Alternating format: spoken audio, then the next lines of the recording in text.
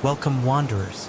As the moon hangs heavy and the world outside falls silent, let the shadows in your room deepen and your guard fall. For the next 3 hours, we're diving into tales of the chilling and the unknown. Stories specifically crafted to lull you into an uneasy rest. So dim the lights, pull up your blankets, and prepare to drift into a slumber haunted by whispers from the dark.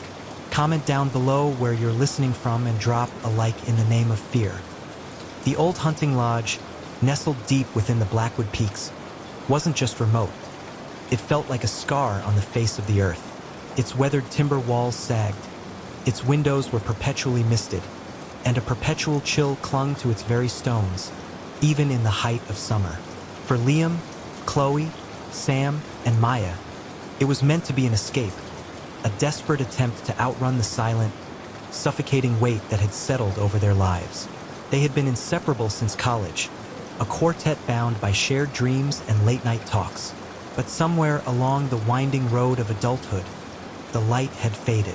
Liam, the quiet artist, hadn't touched a brush in months, his studio gathering dust like a forgotten tomb. Chloe, the outwardly cheerful one, maintained her bright facade with a terrifying fragility, her eyes betraying a deep, unyielding weariness. Sam, the cynical joker, found his wit turning bitter, his laughter hollow. And Maya, the meticulous academic, was drowning in a sea of research papers she could no longer comprehend, her sharp mind dulled by an endless fog.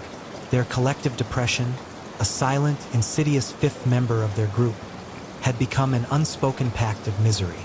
The idea for the retreat had been Chloe's, a last-ditch effort to reconnect with nature and ourselves. Liam had nodded vaguely.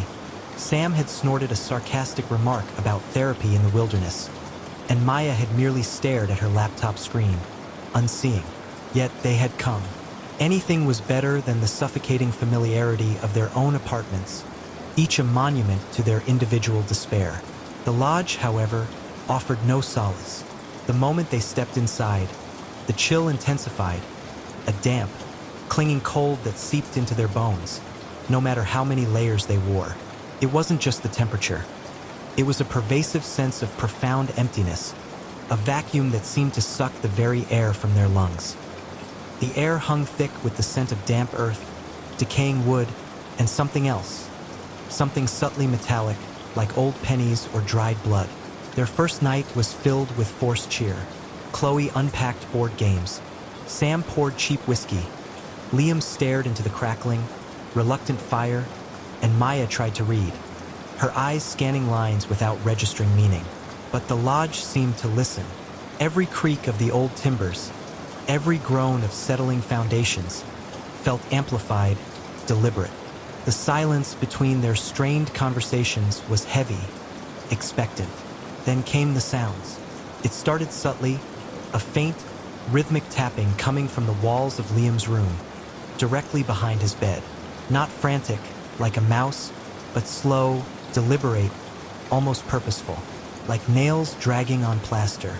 He tried to rationalize it, a loose floorboard in the room above, a branch against the exterior. But the tapping persisted, a maddening rhythm that often continued for hours, sometimes accompanied by a faint, almost inaudible whimper, like a child crying from a great distance, choked and desperate. He'd press his ear against the cold plaster, straining to hear, but the moment he focused, the sound would invariably fade, leaving him in the oppressive, damp silence of his room. Sleep became a luxury, stolen in fitful, restless bursts. Chloe, meanwhile, found herself plagued by phantom laughter. Not the joyful sound she so desperately tried to project, but a thin, reedy giggle that seemed to emanate from the empty corners of the kitchen, especially when she was alone, trying to force herself to cook. It was undeniably human, yet utterly devoid of warmth or joy, a sound of ancient, malicious amusement. She'd spin around, clutching a saucepan, only to find nothing but the oppressive silence and the pervasive cold. It made her forced smiles crack, revealing the raw despair beneath. Sam, ever the cynic, started hearing his own voice, distorted and mocking, whispering his deepest insecurities back to him from the shadows of the common room. Worthless. Failure. Everyone sees it.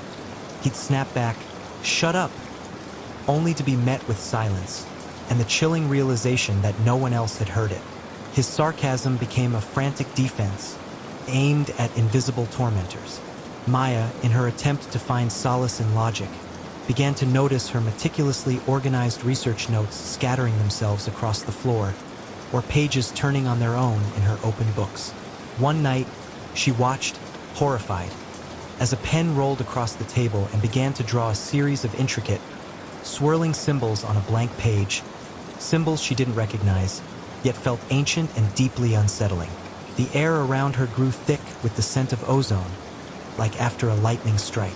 They tried to talk about it, huddled around the sputtering fireplace, their faces pale in the flickering light. "Are you guys hearing things?" Liam asked, his voice barely a whisper.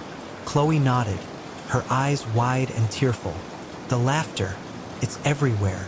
Sam just stared into his whiskey glass. "My own damn voice, telling me I'm a joke." Maya, however, tried to rationalize.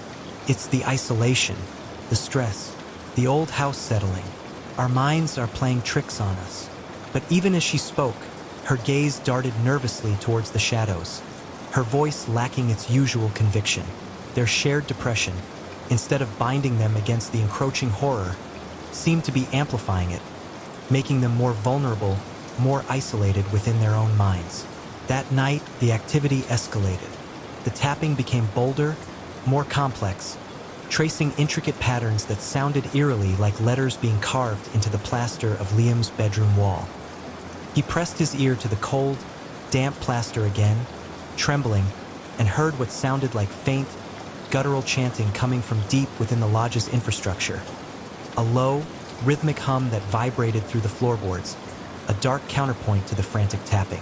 It was primal, ancient, like nothing he had ever heard, resonating with a disturbing, almost magnetic pull. And that clinging, damp cold intensified, bringing with it a new, disturbing scent. The faint, unmistakable smell of decay, like damp earth and something long dead, overlaid with the cloying sweetness of those phantom roses Chloe kept smelling, now sickly sweet and putrid. Chloe, unable to bear the laughter any longer, found herself drawn to the attic access panel in the ceiling of the hallway. The tapping was deafening here, a furious drumming. She could hear the distinct sound of something heavy dragging itself across the floorboards above, accompanied by a low, guttural groan. The giggling intensified, surrounding her, pressing in. She scrambled back, tripping over her own feet, collapsing in a heap on the floor. Sam, driven to the brink by the mocking whispers, started shouting at the empty air, his face contorted with rage and fear. He threw a whiskey bottle at the wall, shattering it, the crash echoing through the silent house. "Show yourselves, you cowards!" he screamed, his voice cracking. The whispers only grew louder, more numerous, a chorus of derision. Maya, desperate to find a logical explanation, stumbled into the lodge's small, dusty library. The books on the shelves seemed to pulse with a faint, internal light. She pulled out an old, leather-bound journal, its pages brittle with age. As she opened it, the symbols she'd seen drawn by the pen on her notes were scrawled across the first page, accompanied by archaic script. The air grew thick with ozone and the scent of decay. She began to read, her eyes widening in horror as she deciphered snippets. "The sorrow feeds it, the despair strengthens it, a hunger for the broken." A piercing, unearthly shriek suddenly tore through the lodge, echoing from the attic. It was a sound of pure agony and malevolence, a sound that ripped through their already frayed nerves. The tapping stopped, the giggling stopped, the whispers ceased. A profound, echoing silence descended, heavier and more terrifying than before. Then, from the attic access panel, a dark, viscous liquid began to seep, slowly, inexorably, dripping onto the hallway floor. It was thick, black, and smelled of decay and that metallic tang. And from the darkness of the attic opening, something began to descend. It was impossibly thin, a series of undulating segments that writhed and pulsed in the dim light. Its skin was slick and glistening, a sickly gray-green, covered in faint, almost imperceptible scales. It had no discernible head or limbs, just a long serpentine body that coiled and uncoiled, slowly, deliberately, filling the space of the hallway. And from its surface, hundreds of tiny, iridescent orbs dripped, falling onto the dusty floor with soft, wet plinks, each one pulsing with a faint, hypnotic glow. This was the source. This was the provider Maya had just read about, the entity that fed on their despair. As the creature, or whatever it was, continued to emerge, the air grew thick with that cloying, sweet scent, mixed now with something truly vile, like stagnant water and rotting meat. The cold intensified, a physical pressure that seemed to squeeze the very life from them. The creature paused, its segmented body filling the entire hallway, its presence overwhelming. And then, from somewhere within its undulating mass, a single black, unblinking eye slowly opened. It was vast and ancient, reflecting the dim light, and it fixed on the four friends with an intelligence that was chillingly profound, utterly devoid of emotion, yet filled with an ancient, predatory hunger. A voice, not heard with their ears but impressed directly into their minds, echoed in their skulls, a chorus of cold, ancient whispers. You crave, I provide. You consume, I grow. Your sorrow is my feast. Your despair, my sustenance. Liam stumbled backward, a choked gasp escaping his lips. Chloe let out a whimpering sob, her forced cheer utterly shattered. Sam stared, his cynicism replaced by pure, unadulterated terror. Maya dropped the journal, its brittle pages scattering, her academic mind reeling from the impossible, horrifying truth. The orbs on the floor pulsed, beckoning, but the sight of the creature, its vast, unblinking eye, and the chilling realization of its true nature, filled them with a horror that transcended even their deepest depression. This wasn't just a fix. It was a pact. They were its sustenance. The creature's segments began to twitch, and a single, long, translucent tendril uncoiled from its mass, reaching towards them. It moved slowly, deliberately, its tip dripping with the iridescent liquid. The despair in their guts screamed for it, but their minds recoiled. Run! Liam screamed, his voice raw, finally breaking free of his paralysis. They turned and ran, blindly, instinctively, a desperate primal flight. They scrambled through the living room, past the shrouded furniture, their feet slipping on the dusty floorboards. The lodge seemed to come alive around them, the shadows stretching, reaching, the cold intensifying, the scent of decay overwhelming. The walls groaned, the floorboards buckled, as if the entire structure was trying to swallow them whole. They reached the front door, their hands fumbling with the ancient lock, their fingers numb with terror. The creature's slithering was closer now, the scraping of its scales against the floorboards growing louder, a relentless pursuit. They could feel its presence behind them, the oppressive weight of its ancient hunger. With a desperate cry, Sam wrenched the door open, snapping the old lock, and they burst out into the night. The cool, damp air hit them like a shock, washing over their sweat-soaked skin, carrying away the cloying scent of the lodge. They didn't look back. They just ran, blindly, through the overgrown yard, past the skeletal trees, towards the faint, distant lights of Blackwood Peaks. They could hear the creature's low chuckle fading behind them, a promise of its patience, its endless wait. They ran until their lungs burned, until their legs gave out, until they collapsed on the side of the winding mountain road, gasping for air, tears streaming down their faces. The despair still clung to them, a familiar weight, but it was now laced with a new, terrifying knowledge. They had seen the face of their own darkness, and it had been hungry. They eventually found their way back to civilization, a small, lost group, their eyes haunted, their bodies emaciated. They tried to explain, to warn, but their words came out as choked sobs, incoherent babbling. No one believed them. They were just four depressed friends who had gone on a disastrous retreat. They never returned to the Blackwood Peaks. They abandoned all their belongings, their cars, their past lives within those walls. The cheap lodge had come at an unspeakable price, a price paid not in money, but in sanity. Months later, scattered across different cities, the nightmares still came. The tapping, the giggling, the whispers, the slithering, the black eye, but something had changed. The shared trauma, the sheer, undeniable horror they had faced together, had forged a new, fragile connection between them. They talked now, truly talked, about the lodge, about their despair, about the unspeakable thing that had fed on their sorrow. The shared secret was a bond, a dark anchor that paradoxically pulled them closer, a testament to their survival. Their depression wasn't cured, not entirely. The scars ran deep, etched into their very beings. But they faced it together now, no longer isolated islands of sorrow. Sometimes, when the night was utterly silent, Liam would still feel a lingering chill. Chloe would hear a faint, reedy chuckle. Sam would swear he heard his own mocking voice, and Maya would see faint, swirling symbols in the patterns of condensation on a window. And they knew, with a chilling certainty, that the old hunting lodge wasn't just an old building. It was a living, breathing entity, a monstrous maw waiting to consume the unsuspecting. Its roots buried deep in something far older and far more terrifying than dust and forgotten secrets. And they were just 4 more offerings in its long, hungry history, forever marked by the night they escaped its insidious embrace. They were survivors, but they were also a testament to the insatiable hunger that lurked in the shadows, a hunger that had almost consumed them whole.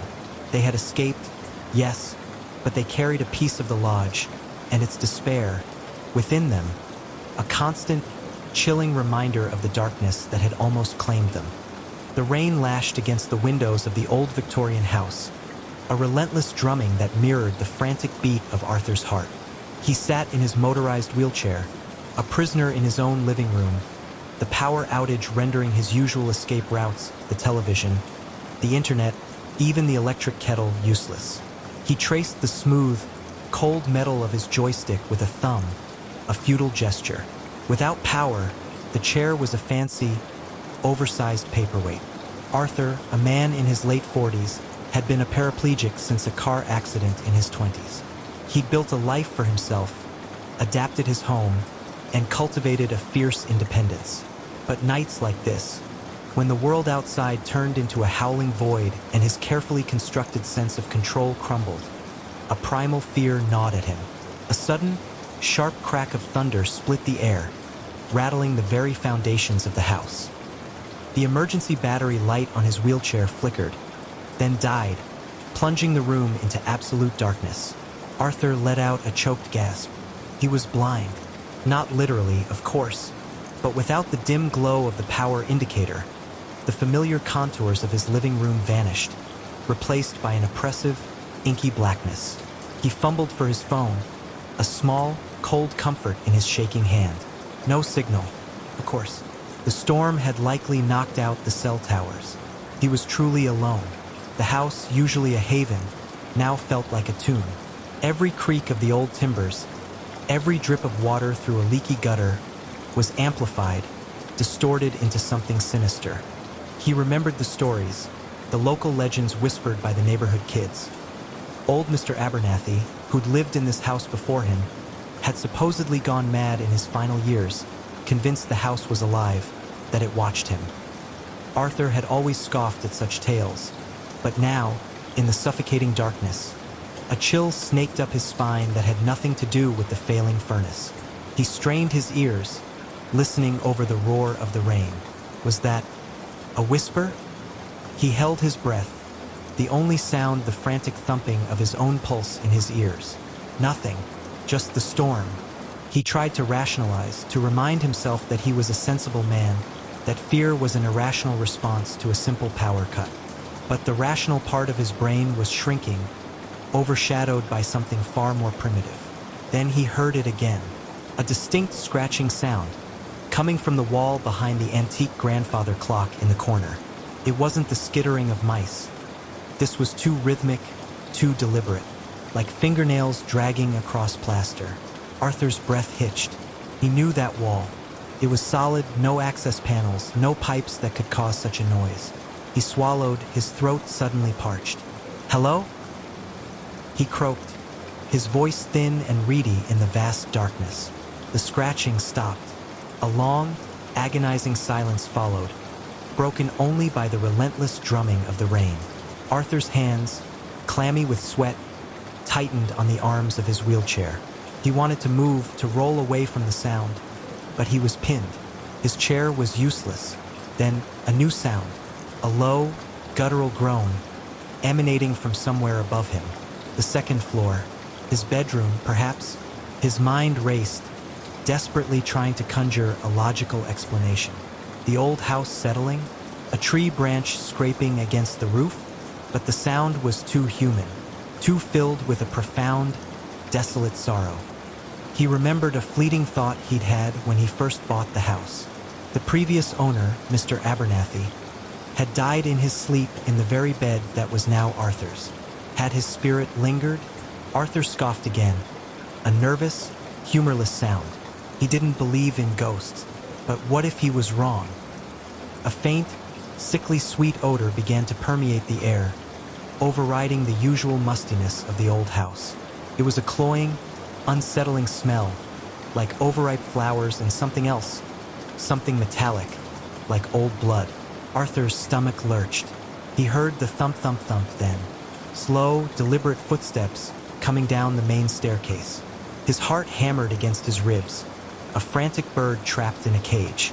He strained his eyes, trying to pierce the oppressive darkness, to see something. But there was nothing, only the absolute blackness that seemed to press in on him from all sides. The footsteps paused on the bottom step, just outside the living room. Arthur could almost feel a presence there, a cold, heavy weight in the air. He could hear ragged, shallow breathing closer now, accompanied by a faint, wet gurgle. "Who's there?" Arthur demanded, his voice trembling despite his best efforts to sound brave. No answer. Only the breathing, the gurgling, and the relentless drumming of the rain. Then a new sound, the slow, rhythmic drip, drip, drip of liquid hitting the wooden floor. Arthur's imagination, already running wild, conjured grotesque images. Blood, or something worse. He swallowed hard, his throat dry as dust. He heard a soft sigh, a sound of immense weariness. Then the footsteps began again, slowly, deliberately entering the living room. Arthur squeezed his eyes shut, as if by doing so, he could make whatever was there disappear. But the sound of the approaching footsteps grew louder, closer.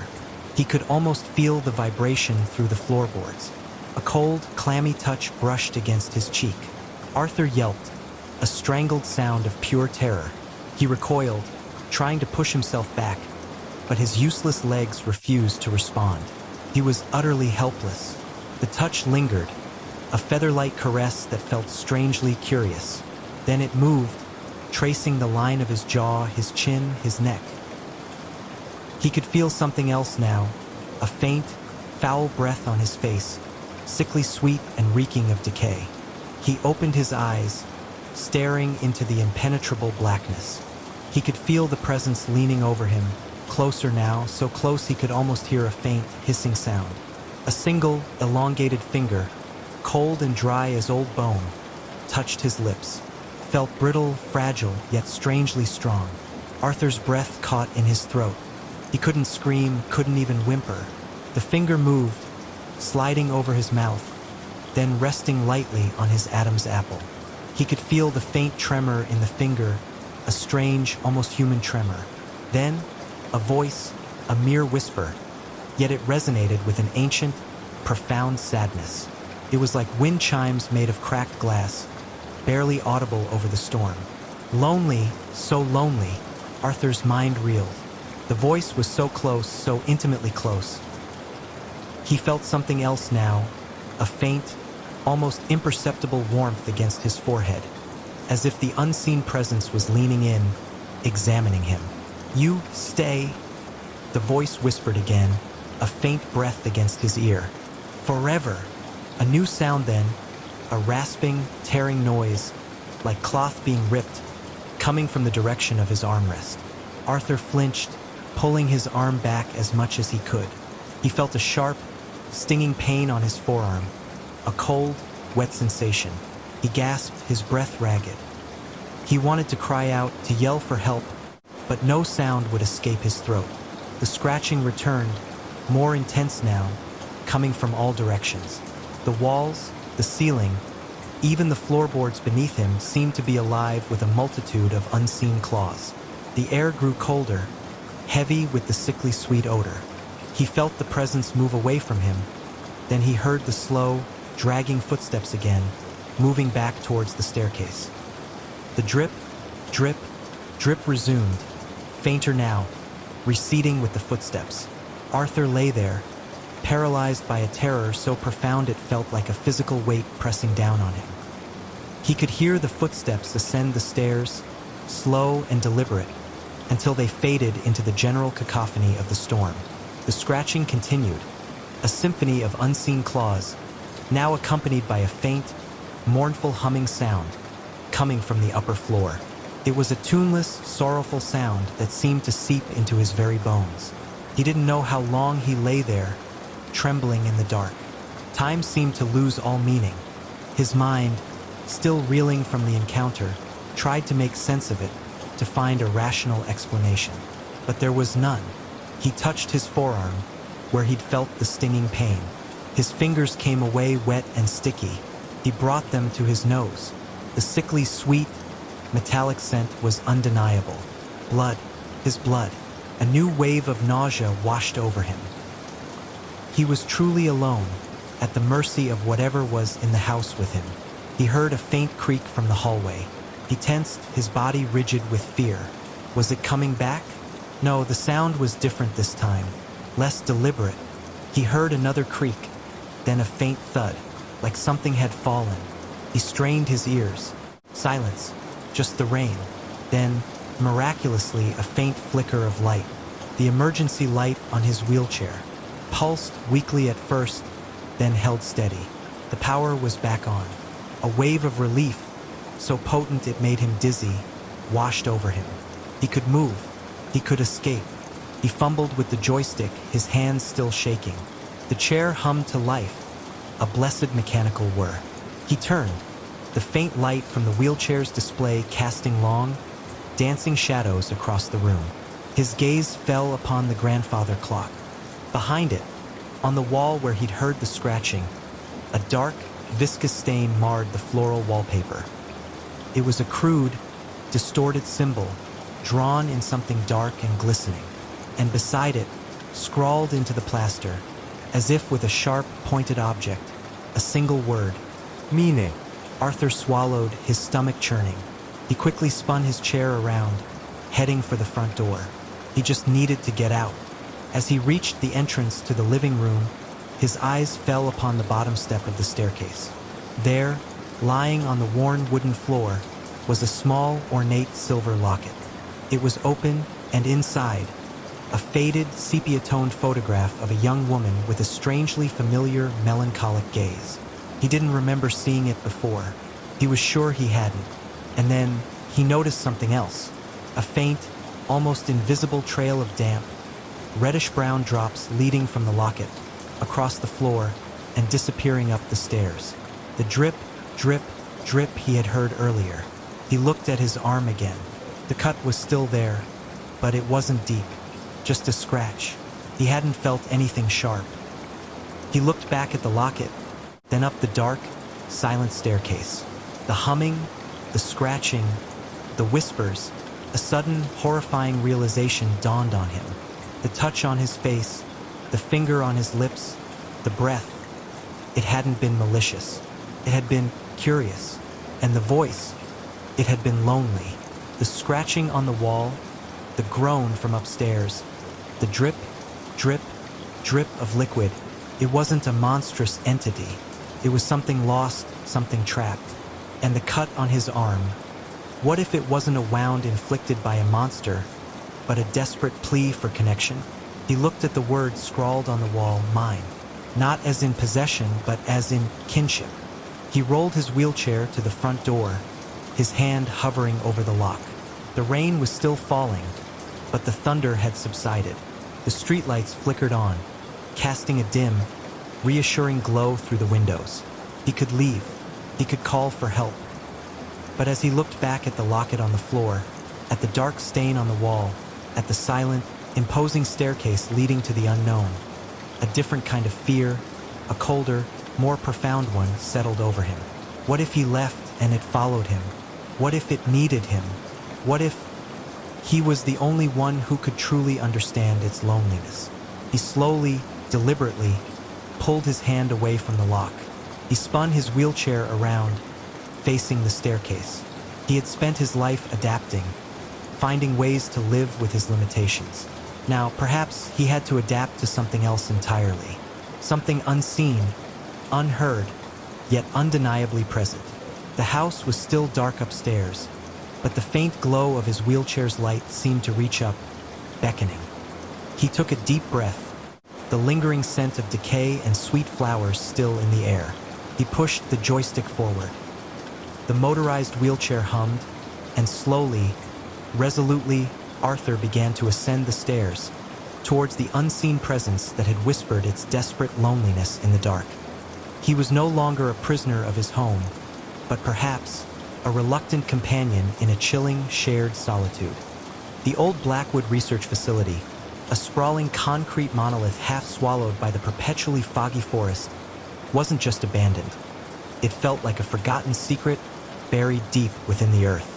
Its utilitarian facade was streaked with grime, its few windows opaque with lichen, and a perpetual gloom clung to its very foundations, even under the rare shafts of sunlight.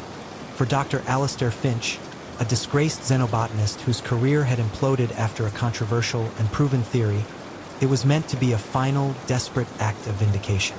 He sought proof, a definitive answer to the unusual seismic and bioluminescent anomalies reported deep within this remote sector. He believed the facility, once a hub for classified ecological studies, held the key, a forgotten truth buried beneath decades of institutional silence. But from the moment his battered SUV crunched onto the overgrown access road, a subtle wrongness permeated the air. The usual tang of damp earth and decaying leaves was present, certainly, coating everything in a fine layer of forest detritus. Yet, beneath it all, there was a pervasive, unnatural cold. It wasn't the chill of the autumn morning, but a damp, clinging cold that seeped into his bones, no matter how thick his expedition gear. It was a pervasive sense of profound emptiness, a vacuum that seemed to suck the very air from his lungs. The air hung thick with the scent of stale concrete, decaying insulation, and something else. Something subtly metallic, like old pennies or dried blood, mingled with a cloying sweetness, like lilies left too long on a forgotten grave. His first few hours were a blur of navigating the labyrinthine corridors of the abandoned facility, his high-powered flashlight beam cutting a weak path through the oppressive darkness. Lab equipment lay overturned, rusted conduits hung from crumbling ceilings, and the echoing silence was punctuated only by the drip of unseen water and the scuttle of unseen vermin. The facility was vast and empty, its subterranean levels amplifying every sound, every movement, every whisper of his own breath. The only real complaint was the persistent, almost imperceptible hum that seemed to emanate from the very ground, a low thrum that vibrated through the concrete floor, making it hard to truly focus on his self-appointed mission. The unsettling sounds. Then came the sounds. It started subtly, a faint, rhythmic tapping coming from somewhere within the thick concrete walls of the old biocontainment wing, directly behind a rusted, bolted door. It was soft, hesitant at first, like a child's fingers drumming on distant metal, then growing firmer, more insistent. Top, top, top. It would begin each time he paused, just as the last vestiges of twilight faded through a broken skylight far above, and continue for hours, a maddening, persistent rhythm that drilled into Alistair's skull. Even when he tried to focus on his geological readings, he'd pound on the wall, yelling, "Hello? Is anyone there?" His voice, thin and reedy, would vanish into the oppressive silence, leaving only the relentless tapping as an answer. Sometimes the tapping would pause, only to resume moments later, accompanied by a faint, almost inaudible whimper, like a child crying from a great distance, choked and desperate. Alistair would press his ear against the cold, damp concrete, straining to hear, but the moment he focused, the whimper would invariably fade, leaving him in the oppressive, damp silence, his heart a frantic drum against his ribs. Sleep became a luxury, stolen in fitful, restless bursts, punctuated by the phantom rhythm. The cold intensified. It wasn't just the chill of the forest air. It was a pervasive, bone-deep cold that seemed to emanate from the very foundations, from the very air. It clung to him, a constant, physical manifestation of an unseen presence. And with the cold came a new, unsettling visual. Fleeting shadows in the periphery of his vision, darting just beyond the reach of his sight, like dark figures slipping between the skeletal remains of lab benches, or indistinct forms moving in the swirling dust motes illuminated by his flashlight. When he turned, they were gone, leaving only the vast, empty expanse of the facility. His scientific detachment, once his greatest strength, began to fray. The rational explanations he clung to felt increasingly thin. He found himself talking to himself, his whispers growing increasingly frantic about the readings and the anomalies. He developed a nervous tick in his eye, constantly scanning the shadows. He complained of persistent headaches and a metallic taste in his mouth. He tried to attribute it to the dust, the isolation, the sheer grind of his self-imposed investigation. But a growing unease gnawed at him, the feeling of futility, of endless, meaningless searching, seemed to deepen with each passing hour. One particularly damp afternoon, a sudden, unseasonal squall whipped through the broken vents, sending clouds of debris lashing against the remaining structures, mirroring the tempest within Alistair's soul. The tapping intensified, frantic now, as if whatever was making the noise was desperately trying to get out, or perhaps desperately trying to get in. Alistair huddled in a former control room, the sound of physical presence in the room, pressing down on him. Then, distinctly, over the howling wind and the furious tapping, came a soft, almost amused giggle. It was thin, reedy, undeniably human, yet utterly devoid of warmth or joy. It was the sound of something old laughing, something that had seen too much, something that found amusement in human suffering. It seemed to come from the very air around him, a chilling, insidious mirth that wrapped around him like a shroud. His blood ran cold. His heart hammered against his ribs like a trapped bird. This wasn't the wind. This wasn't a hallucination. This was something else. He scrambled from his chair, clutching his geological scanner, his eyes wide and unblinking in the pre-dawn gloom. He spent the rest of the night huddled in a reinforced server room, the faint glow of his laptop a pathetic shield against the encroaching darkness. Every shadow seemed to writhe, every creak of the old metal a stealthy footstep, every gust of wind a whispered name, a desperate search for answers.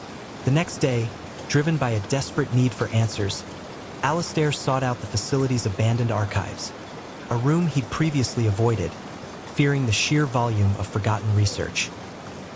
He found it behind a heavy, warped steel door, its lock long rusted away. The air inside was thick with the smell of mildew and decaying paper.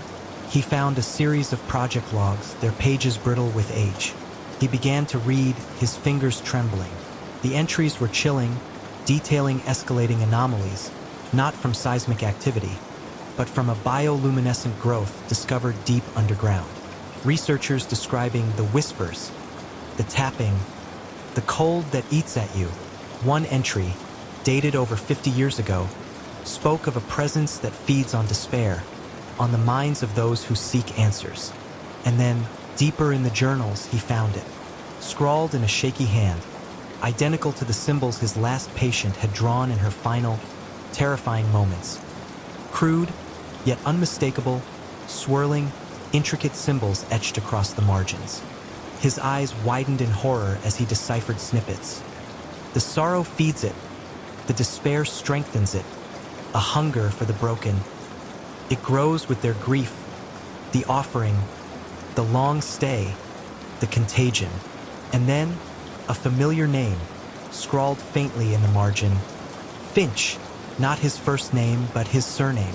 A chilling coincidence, or something far more sinister? A piercing, unearthly shriek suddenly tore through the facility, echoing from the very depths of the earth. It was a sound of pure agony and malevolence, a sound that ripped through his already frayed nerves, freezing him in place. The tapping stopped, the giggling stopped, the whispers ceased. A profound, echoing silence descended, heavier and more terrifying than before, a vacuum of sound. Then, from the heavy, bolted door of the biocontainment wing, a dark, viscous liquid began to seep, slowly, inexorably, spreading across the concrete floor. It was thick, black, and smelled of decay and that metallic tang. And from the darkness of the opening, something began to emerge. It was impossibly thin, a series of undulating segments that writhed and pulsed in the dim light. Its skin was slick and glistening, a sickly gray-green, covered in faint, almost imperceptible scales. It had no discernible head or limbs, just a long serpentine body that coiled and uncoiled, slowly, deliberately, filling the space where the containment units once stood. And from its surface, hundreds of tiny, iridescent orbs dripped, falling onto the dusty concrete with soft, wet plinks, each one pulsing with a faint, hypnotic glow. This was the source. This was the entity the journals had described, the creature that fed on despair, on the broken minds, on the very essence of human suffering. The one for which the facility was its maw.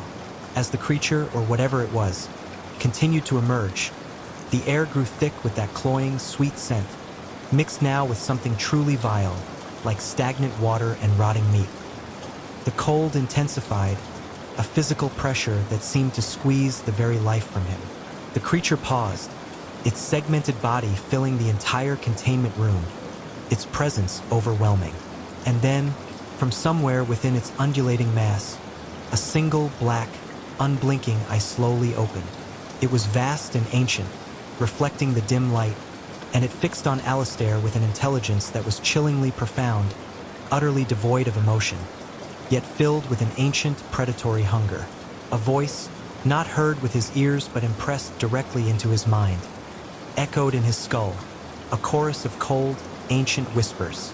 You crave, I provide. You consume, I grow. Your sorrow is my feast. Your despair, my sustenance. Your guilt, my meal. Your search for truth, my invitation. Your mind, my new home. Alistair stumbled backward, a choked gasp escaping his lips. His scientific detachment, his last bastion of sanity, shattered completely, replaced by pure, unadulterated terror.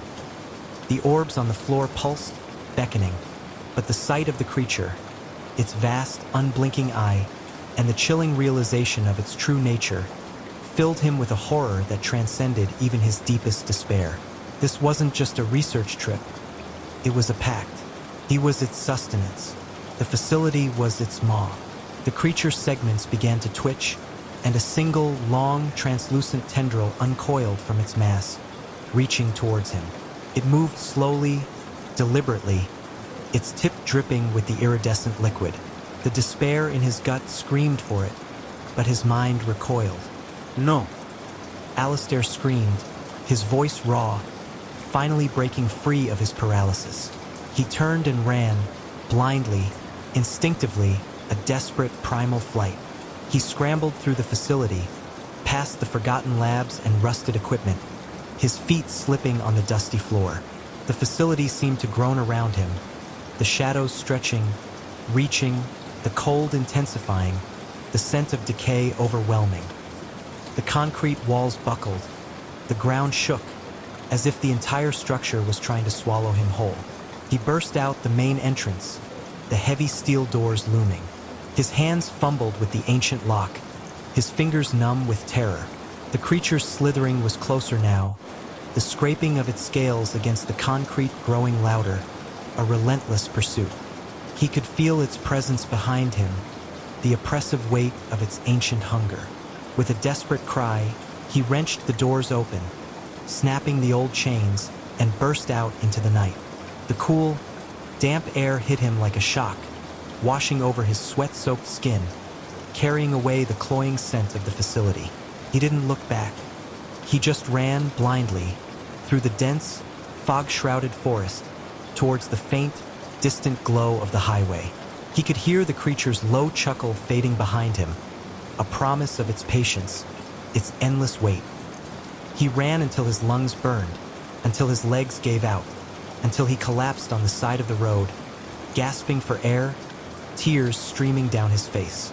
The despair still clung to him, a familiar weight, but it was now laced with a new, terrifying knowledge. He had seen the face of his own darkness, and it had been hungry. He never returned to the Blackwood Research Facility. He abandoned his SUV, his equipment, his very identity within those walls. The search for truth had come at an unspeakable price, a price paid not in money, but in sanity. He left the forest that night, never looking back, a place now forever synonymous with horror. Months later, living in a small, anonymous apartment in a different city, the nightmares still came. The tapping, the giggling, the whispers, the slithering, the black eye, but something had changed. The sheer, undeniable horror he had faced had, paradoxically, stripped away his cynicism, leaving him with a raw, terrifying understanding of true evil. He no longer sought solace. He sought only escape. His sanity wasn't restored, not in the way he had once known it. The scars ran deep, etched into his very being. But he faced it now, no new illusions. Sometimes, when the night was utterly silent, he would still feel a lingering chill, a phantom cold spot in the room, or swear he heard a faint whisper on the wind, a dry, reedy chuckle. And he knew, with a chilling certainty, that the Blackwood Research Facility wasn't just an old building. It was a living, breathing entity, a monstrous maw waiting to consume the unsuspecting, its roots buried deep in something far older and far more terrifying than dust and forgotten scientific logs. And he was just one more offering in its long, hungry history, forever marked by the night he escaped its insidious embrace. He was a survivor, but he was also a testament to the insatiable hunger that lurked in the shadows, a hunger that had almost consumed him whole. He had escaped, yes, but he carried a piece of the facility, and its despair, within him, a constant, chilling reminder of the darkness that had almost claimed him. One morning, he woke up to the familiar tapping, not from a dream, but from the wall beside his bed. It was soft, hesitant at first, then growing firmer, more insistent. Tap, tap, tap, and then a faint, almost inaudible whimper. He pressed his ear against the cold plaster, and from within the wall he heard it, a soft, almost amused giggle. It was thin, reedy, undeniably human, yet utterly devoid of warmth or joy. It was the sound of something old laughing. He closed his eyes, a profound exhaustion settling over him. He was back. The entity had found him, and this time he knew it wasn't just feeding on his despair. It was spreading. He felt a faint, iridescent shimmer begin to pulse from his own skin, a cold, sweet warmth spreading through his veins. He was the new host, the new conduit, and the tapping, he realized with a final, horrifying clarity, was coming from inside him. The Blackwater Point Lighthouse stood like a skeletal finger against the bruised, perpetually overcast sky, its beam a lonely, sweeping arc against the churning gray ocean. It wasn't just remote. It felt like the very edge of the world, a forgotten sentinel guarding nothing but endless, turbulent water. For Lena Petrova, a woman whose life had been a relentless series of losses and quiet disappointments, it was meant to be a refuge. She had fled the suffocating familiarity of crowded city streets and the sympathetic glances of friends who didn't know what to say. Her grief, a raw, gaping wound after the sudden, inexplicable disappearance of her younger brother, had become a physical weight, pressing down on her, stealing her breath. The isolation of Blackwater Point, with its ceaseless murmur of the waves and the biting wind, was meant to be a balm, a place where she could finally exhale, or perhaps simply fade away. From the moment she stepped onto the rocky path leading to the lighthouse, a subtle wrongness permeated the air. The usual tang of sea salt was present, certainly, but it was laced with something else. Something subtly metallic, like old pennies or dried blood, mingled with a cloying sweetness, like lilies left too long on a grave.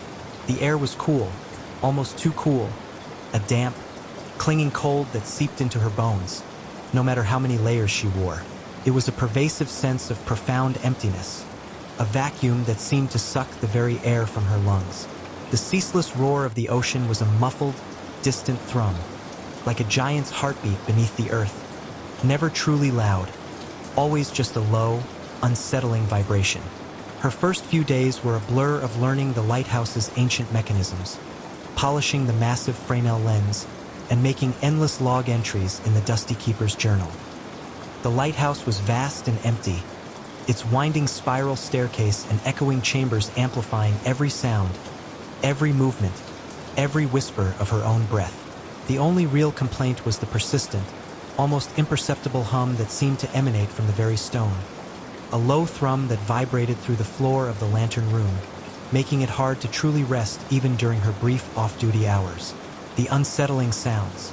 Then came the sounds. It started subtly, a faint, rhythmic tapping coming from somewhere within the thick glass of the lantern room itself, directly behind the massive lens.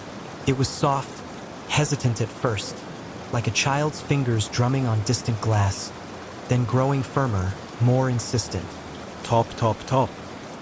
It would begin each night around midnight, just as the last vestiges of twilight faded, and continue for hours, a maddening, persistent rhythm that drilled into Lena's skull, even when she buried her head under her pillow in the small, cramped keeper's quarters below. She'd pound on the ceiling, yelling, "Is anyone there?" Her voice, thin and reedy, would vanish into the oppressive silence, leaving only the relentless tapping as an answer. Sometimes the tapping would pause, only to resume moments later, accompanied by a faint, almost inaudible whimper, like a child crying from a great distance, choked and desperate. Lena would press her ear against the cold, damp stone, straining to hear, but the moment she focused, the whimper would invariably fade, leaving her in the oppressive, damp silence, her heart a frantic drum against her ribs. Sleep became a luxury, stolen in fitful, restless bursts, punctuated by the phantom rhythm. The cold intensified. It wasn't just the chill of the coastal air. It was a pervasive, bone-deep cold that seemed to emanate from the very stone, from the very ocean. It clung to her, a constant, physical manifestation of an unseen presence. And with the cold came a new, unsettling visual. Fleeting shadows in the periphery of her vision, darting just beyond the reach of her sight, like dark figures slipping between the gnarled rocks below, or indistinct forms moving in the swirling mist outside the lantern room. When she turned, they were gone, leaving only the vast, empty expanse of the sea. Her isolation, once a comfort, began to turn into a torment. The radio, her only link to the mainland, seemed to crackle with increasing static, its signals growing weaker, more unreliable. She tried to dismiss it as a faulty antenna, but a growing unease gnawed at her. One particularly misty evening, the fog rolled in thick and fast, swallowing the distant coastline and blurring the line between sky and sea. Lena was in the lantern room, polishing the lens, the tapping a faint, persistent hum in the background. She noticed something new. The light from the powerful bulb, usually a crisp white beam, was now unnaturally dim, its glow diffused by the mist, yet it seemed to pulse with a faint, sickly green hue. And then, from the depths of that green-tinged light, came a soft, almost amused giggle. It was thin, reedy, undeniably human, yet utterly devoid of warmth or joy. It was the sound of something old laughing, something that had seen too much, something that found amusement in human suffering. It seemed to come from the very air around her, a chilling, insidious mirth that wrapped around her like a shroud. Her blood ran cold. Her heart hammered against her ribs like a trapped bird. This wasn't the wind. This wasn't the ocean. This was something else. She scrambled backward, her boots slipping on the polished metal floor, her eyes wide and unblinking in the encroaching gloom. She spent the rest of the night huddled in her quarters, the faint glow of her phone a pathetic shield against the encroaching darkness. Every shadow seemed to writhe, every creak of the old wood a stealthy footstep, every gust of wind a whispered name, a desperate search for answers. The next day, driven by a desperate need for answers, Lena tried to contact the mainland. The radio was dead, only a persistent, low hum. She looked through the lighthouse's ancient logbooks, hoping to find some record, some clue. The entries were sparse, mostly weather reports and supply deliveries. But then, deeper in the book, she found it. Scrawled in a shaky hand, dated over a century ago, were a series of frantic entries. The tapping begins, the cold, the whispers. The light changes hue. It feeds on the loneliness, the sorrow. It waits for the broken. And then, a series of crude, yet unmistakable, swirling, intricate symbols etched across the page, identical to ones she'd seen in her own nightmares, symbols she didn't recognize, yet felt ancient and deeply unsettling. The air around her grew thick with ozone, like after a lightning strike, and the sweet, metallic scent intensified. A piercing, unearthly shriek suddenly tore through the lighthouse, echoing from the very depths of the ocean. It was a sound of pure agony and malevolence, a sound that ripped through her already frayed nerves, freezing her in place. The tapping stopped, the giggling stopped, the whispers ceased. A profound, echoing silence descended, heavier and more terrifying than before, a vacuum of sound. Then, from the massive Fresnel lens itself, a dark, viscous liquid began to seep, slowly, inexorably, dripping onto the polished metal floor of the lantern room. It was thick, black, and smelled of decay and that metallic tang. And from the depths of the lens, something began to emerge. It was impossibly thin, a series of undulating segments that writhed and pulsed in the dim, sickly green light. Its skin was slick and glistening, a sickly gray-green, covered in faint, almost imperceptible scales. It had no discernible head or limbs, just a long serpentine body that coiled and uncoiled, slowly, deliberately, filling the space where the light should have been. And from its surface, hundreds of tiny, iridescent orbs dripped, falling onto the metal floor with soft, wet plinks, each one pulsing with a faint, hypnotic glow. This was the source. This was the entity the logbook had described, the creature that fed on despair, the one for which the lighthouse was its maw. As the creature, or whatever it was, continued to emerge, the air grew thick with that cloying, sweet scent, mixed now with something truly vile, like stagnant water and rotting meat. The cold intensified, a physical pressure that seemed to squeeze the very life from her. The creature paused, its segmented body filling the entire lantern room, its presence overwhelming. And then, from somewhere within its undulating mass, a single black, unblinking eye slowly opened. It was vast and ancient, reflecting the dim, green light, and it fixed on Lena with an intelligence that was chillingly profound, utterly devoid of emotion, yet filled with an ancient, predatory hunger. A voice, not heard with her ears but impressed directly into her mind, echoed in her skull, a chorus of cold, ancient whispers. You crave, I provide. You consume, I grow. Your sorrow is my feast. Your despair, my sustenance. Your loneliness, my meal. Lena stumbled backward, a choked gasp escaping her lips. Her grief, already so profound, shattered completely, replaced by pure, unadulterated terror.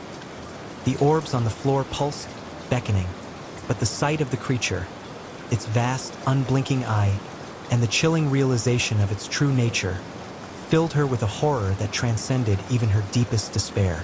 This wasn't just a job, it was a pact. She was its sustenance. The lighthouse was its maw. The creature's segments began to twitch, and a single, long, translucent tendril uncoiled from its mass, reaching towards her. It moved slowly, deliberately, its tip dripping with the iridescent liquid.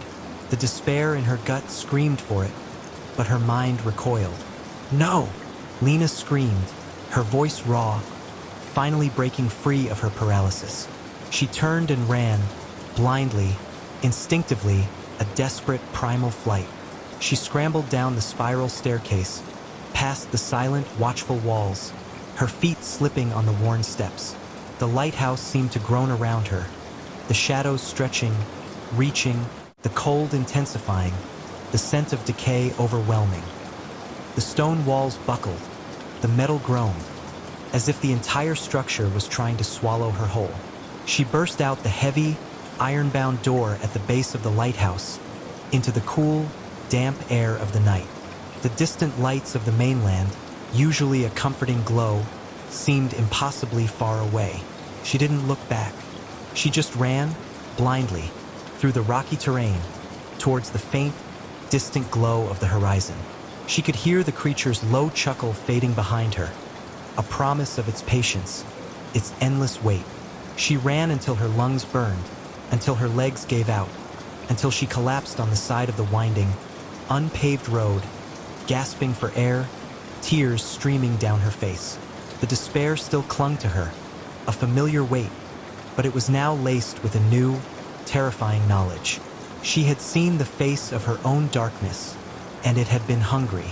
She never returned to Blackwater Point Lighthouse. She abandoned all her belongings, her logbooks, her very identity within those stone walls. The remote sanctuary had come at an unspeakable price, a price paid not in money, but in sanity. She left the coast that night, never looking back, a place now forever synonymous with horror. Months later, living in a small, anonymous apartment in a different city, the nightmares still came. The tapping, the giggling, the whispers, the slithering, the black eye, but something had changed.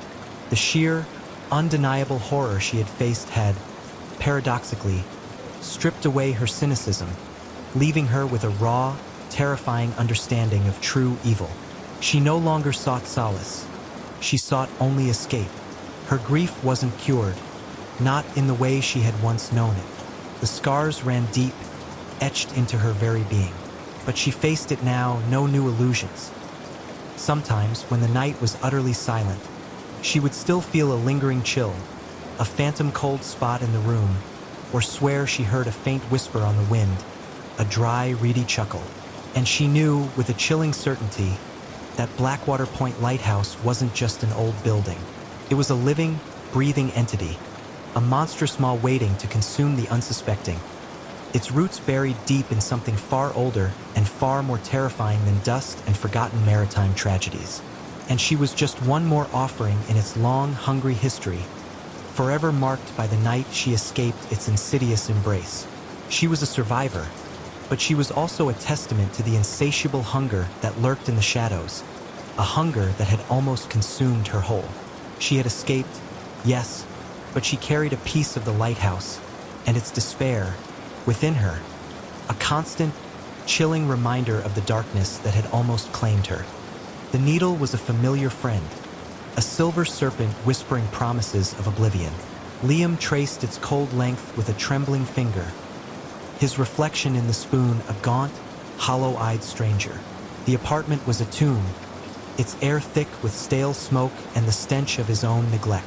Dust motes danced in the sliver of light that pierced the grimy window, each one a tiny, mocking specter. The only sound was the ragged wheeze of his own breath, a constant reminder of the life he was slowly suffocating. He'd started with pills, a gentle descent into the numb embrace of forgetfulness after his sister, Sarah, died. The grief had been a physical weight, crushing him, pushing him towards any escape. Then came the harder stuff, chasing a deeper silence, a void that promised to swallow the gnawing guilt and the phantom echoes of her laughter. He remembered Sarah, vibrant and full of life, her eyes sparkling with mischief. Now those memories were blurred, distorted by the haze, replaced by a constant, dull ache that only the needle could momentarily soothe. But the void was fighting back, pushing at the edges of his sanity, demanding more than just his peace. It began subtly, a flicker in his peripheral vision, a shadow that wasn't there, gone the moment he turned his head. The creak of floorboards when he was alone, a rhythmic groan that seemed to follow him from room to room. The faint, sweet scent of lilies, Sarah's favorite flower, that would suddenly permeate the stale air. So real he could almost taste the pollen, only to vanish as quickly as it appeared, leaving behind the lingering stench of his squalor. He dismissed it as withdrawal, the cruel tricks his mind played when starved of its chemical comfort, the desperate cries of a body in revolt. But then the whispers started, soft, insistent, just beyond the threshold of audibility. They were like static on an old radio, just a hair's breadth from forming coherent words. He'd strained to hear them, his head cocked, his breath held, his bloodshot eyes darting around the empty room. Sometimes it sounded like his name, a faint, drawn-out Liam, a mournful sigh carried on an unseen breeze. Other times it was a fragmented sentence, a plea, a warning, a jumble of syllables that made his skin crawl. He'd clutch his head, digging his fingers into his scalp, trying to shake them off, convinced he was finally losing it, that the drugs had finally eaten away at the last vestiges of his mind. One night, as he prepared his fix, the whispers coalesced into a distinct voice. Sarah's voice. "Don't, Liam," it pleaded, clear as a bell, yet ethereal, as if spoken from a great distance, from a place beyond the living. He dropped the spoon, the clatter echoing unnaturally loud in the silent room, a sound that seemed to shatter the oppressive quiet. His hands shook, not from the familiar tremors of withdrawal, but from a cold, creeping dread that seeped into his very bones. He hadn't seen her face in years, not clearly, not without the haze of drugs. His memories of her were fractured, like a broken mirror. But now, in the dim, sickly light of his living room, a translucent form shimmered by the doorway, coalescing from the shadows. It was Sarah, or what looked like her. Her eyes, once bright and full of life, filled with a vibrant spark, were now hollow, dark pools, filled with an unbearable sorrow that mirrored his own. Her skin was a ghostly white, almost phosphorescent, and her long, dark hair seemed to ripple like smoke, swaying in an unseen current. "You're not real," he croaked, his voice a dry, rasping sound, scrambling backward, knocking over a stack of empty takeout containers that clattered across the stained carpet. "You're a hallucination, just a bad trip, a nightmare." He squeezed his eyes shut, willing her away, willing the terror to dissipate. The figure didn't speak again, but its eyes, those sorrowful, empty eyes, seemed to bore into his very soul, pinning him in place. It raised a spectral hand, translucent and shimmering, pointing a translucent finger towards the needle on the floor, glinting malevolently in the dim light. A silent accusation heavier than any words. He screamed, a raw, guttural sound torn from the depths of his chest, and stumbled into his bedroom, slamming the door shut with a resounding thud that vibrated through the flimsy walls. He pressed his back against it, panting, his heart hammering against his ribs like a trapped bird. He stayed there for what felt like hours, rigid with fear, listening, waiting for a sound, a whisper, anything. The apartment remained silent, but it was a heavy, suffocating silence, pregnant with unseen horrors. The next morning, the terror had faded, replaced by a dull ache in his limbs and a desperate, gnawing craving that screamed for satisfaction. He convinced himself it had been a dream, a vivid nightmare brought on by his addiction, a cruel trick of his deprived mind. He needed to get high, to silence the lingering fear, to push Sarah's ghostly image back into the recesses of his mind where she belonged, a painful memory, not a terrifying apparition. But the encounters grew more frequent, more vivid, more insistent. Sarah appeared in his kitchen, watching him with those mournful eyes as he rummaged for food, her silent presence a judgment. She stood by his bed at night, a spectral sentinel, her silent presence a suffocating weight that pressed down on his chest, making it hard to breathe. The scent of lilies became constant, clinging to his clothes, his hair, his very skin, a floral shroud that never left him. He could taste it in the air, a cloying sweetness that made his stomach churn. He tried to ignore her, to push through the fear, to find solace in the drug, to chase the fleeting moments of oblivion. But the drugs no longer worked as they once did. The high was fleeting, tainted by her spectral presence, by the cold dread that now accompanied every shot. He'd shoot up, and she'd be there, a silent witness to his self-destruction, her sorrowful gaze a constant torment, a mirror reflecting his own shame. He started talking to her, at first in angry outbursts, his voice hoarse with frustration. "What do you want from me, Sarah? Leave me alone. You're dead. Go back to where you came from." Then, his anger would dissolve into desperate pleas, tears streaming down his gaunt cheeks. "Please, just leave me alone. I can't take this anymore." Her voice, when it came, was a whisper that seemed to echo from inside his own head, a chilling resonance that bypassed his ears and settled directly in his brain. "You brought me back, Liam. You opened the door." He stared at her, horrified, his mind struggling to grasp her meaning. "What do you mean? I didn't do anything. I just wanted to forget. The path you walk," her spectral voice continued, growing stronger, more defined, yet still imbued with an otherworldly quality. "It thins the veil between worlds, calls to what lies beyond. You are not alone in this apartment, Liam. I am not the only one you have invited into your despair." A new, colder dread settled over him, a creeping realization that made his blood run cold. He looked around the squalid apartment, suddenly aware of the oppressive silence, the heavy air that seemed to press down on him from all sides. He had always felt alone here, isolated in his self-made prison, but now, a chilling certainty gripped him.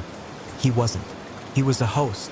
The scratching returned, not from within the walls, but from beneath the floorboards, a faint, scuttling sound, like insects, but larger, heavier, accompanied by a soft, wet slithering.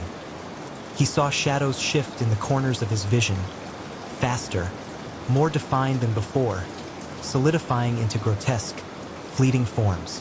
The air grew colder, the scent of decay mingling with the cloying lilies, a sickening combination that made him gag. Sarah's form began to flicker, her edges blurring, as if something was pulling at her, distorting her, tearing at her spectral essence. Her eyes widened in terror, reflecting the growing horror in the room. "They're here, Liam," she whispered, her voice strained, barely audible above the rising cacophony of unseen movement. "The others, you fed them. You called them with your pain, with your surrender." He looked at his arm, at the track marks, the bruised veins, the evidence of his addiction. He had been feeding something, all right? Feeding his addiction, feeding his despair. But what else had he been feeding? What monstrous entities had he inadvertently invited into his sanctuary of self-destruction? The scratching intensified, coming from all directions, a chorus of unseen claws scraping against wood and plaster. The shadows in the corners began to stretch, to elongate, forming indistinct, monstrous shapes that pulsed with a malevolent energy. A low, guttural growl vibrated through the floor, a sound that seemed to come from the very foundations of the building, from the earth itself. Liam stumbled back, his eyes darting wildly, his breath catching in his throat. He saw them now, not just shadows, but forms, shifting and writhing in the gloom, coalescing from the oppressive darkness. They were amorphous, vaguely humanoid, their limbs too long, their bodies too thin, their movements jerky and unnatural. Their eyes, when they caught the dim light, glowed with a malevolent, hungry red, like embers in a dying fire, fixed on him with an insatiable desire. "What are they?"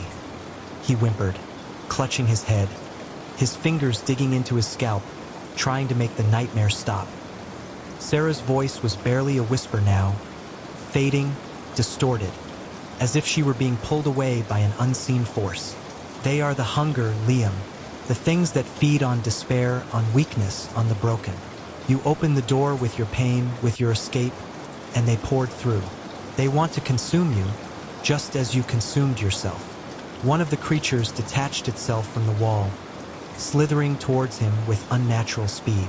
It moved with an unnatural fluidity, its form rippling like smoke, its limbs extending and retracting with sickening clicks. He could feel its cold, predatory gaze, a hunger that went beyond physical sustenance, a desire to devour his very soul, his last shred of hope. He backed away, tripping over a pile of clothes, falling to the floor with a painful thud. The creature loomed over him, its form coalescing into something vaguely resembling a skeletal hand reaching out, its fingers long and bony, tipped with razor-sharp talons. He could feel its icy breath on his face, a chilling gust that carried the stench of ancient decay, of death and forgotten things, filling his nostrils, making him gag. Sarah's fading image flickered beside him, her hand reaching out, not to him, but towards the needle still lying on the floor, a glint of silver in the oppressive darkness. The dagger, Liam, her voice, almost gone now, a mere echo in his mind. The only true key, break it. He looked at the needle, then at the monstrous hand reaching for him, its shadow falling over his face. A desperate, terrifying realization dawned. The dagger wasn't a weapon to fight the creatures. It was the tool of his destruction, the very thing that had opened the door to this nightmare. To close it, to banish these horrors, he had to sever the connection, destroy the conduit. With a surge of adrenaline, a desperate, primal instinct for survival, he lunged for the needle, not to use it, but to break it. The creature shrieked, a sound that grated on his very soul, a high-pitched, unearthly wail, and recoiled, its form flickering, momentarily weakened by his defiance. He grabbed the needle, his hands shaking so violently he almost dropped it, and snapped it in half against the edge of the table. The plastic cracked with a sharp report, a sound of finality, and the metal bent, rendering it useless, a broken symbol of his shattered past. The moment the needle broke, a wave of pure agony washed over him. It was as if 1,000 tiny claws were tearing at his insides, ripping away at his very being, consuming him from within. The creatures shrieked again, their forms writhing, shrinking, their malevolent glow dimming. The red in their eyes faded, replaced by a dull, lifeless gray. Sarah's image solidified for a moment, a faint, sad smile on her lips, a look of peace finally gracing her spectral features. "You closed it, Liam," she whispered, her voice clear, strong, and full of a love he hadn't felt in years. Then she dissolved into motes of light, fading completely, leaving behind only the faint, lingering scent of lilies, a final, bittersweet farewell. The pain was excruciating, a searing fire in his veins, every nerve screaming in protest. But beneath it, a strange sense of clarity began to emerge. The fog of the drugs was lifting, replaced by a raw, unfiltered reality. He was seeing the apartment and himself, for the first time in years, not through a haze, but with stark, brutal honesty. The creatures, weakened by the severing of their connection, recoiled further, melting back into the shadows, their forms growing indistinct once more, dissolving into nothingness. The scratching faded, replaced by a faint, almost imperceptible hiss, like air escaping a punctured tire. The scent of decay lingered, a reminder of what had been, but the lilies were gone, replaced by the clean, crisp smell of nothing. Liam lay on the floor, gasping, sweat plastering his hair to his forehead, his body trembling uncontrollably.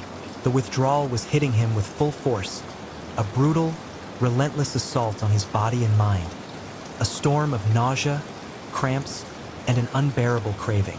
But through the pain, he felt something else, a flicker of hope, a desperate, fragile resolve that had been dormant for too long. He had faced the monsters he had invited, the literal and metaphorical demons of his addiction, and he had, for the first time in a long time, fought back. The apartment was still a mess, his life still in ruins, but the veil had lifted. He saw the horror, but he also saw the path out of it. A narrow, treacherous path, but a path nonetheless. The road ahead would be long, filled with unimaginable pain and overwhelming cravings, a constant battle against the insidious whispers of relapse. The shadows might still linger, whispering at the edges of his perception, tempting him back into the numb embrace of oblivion, but he knew now what they were, and he knew he had the power to keep the door closed, to resist their call.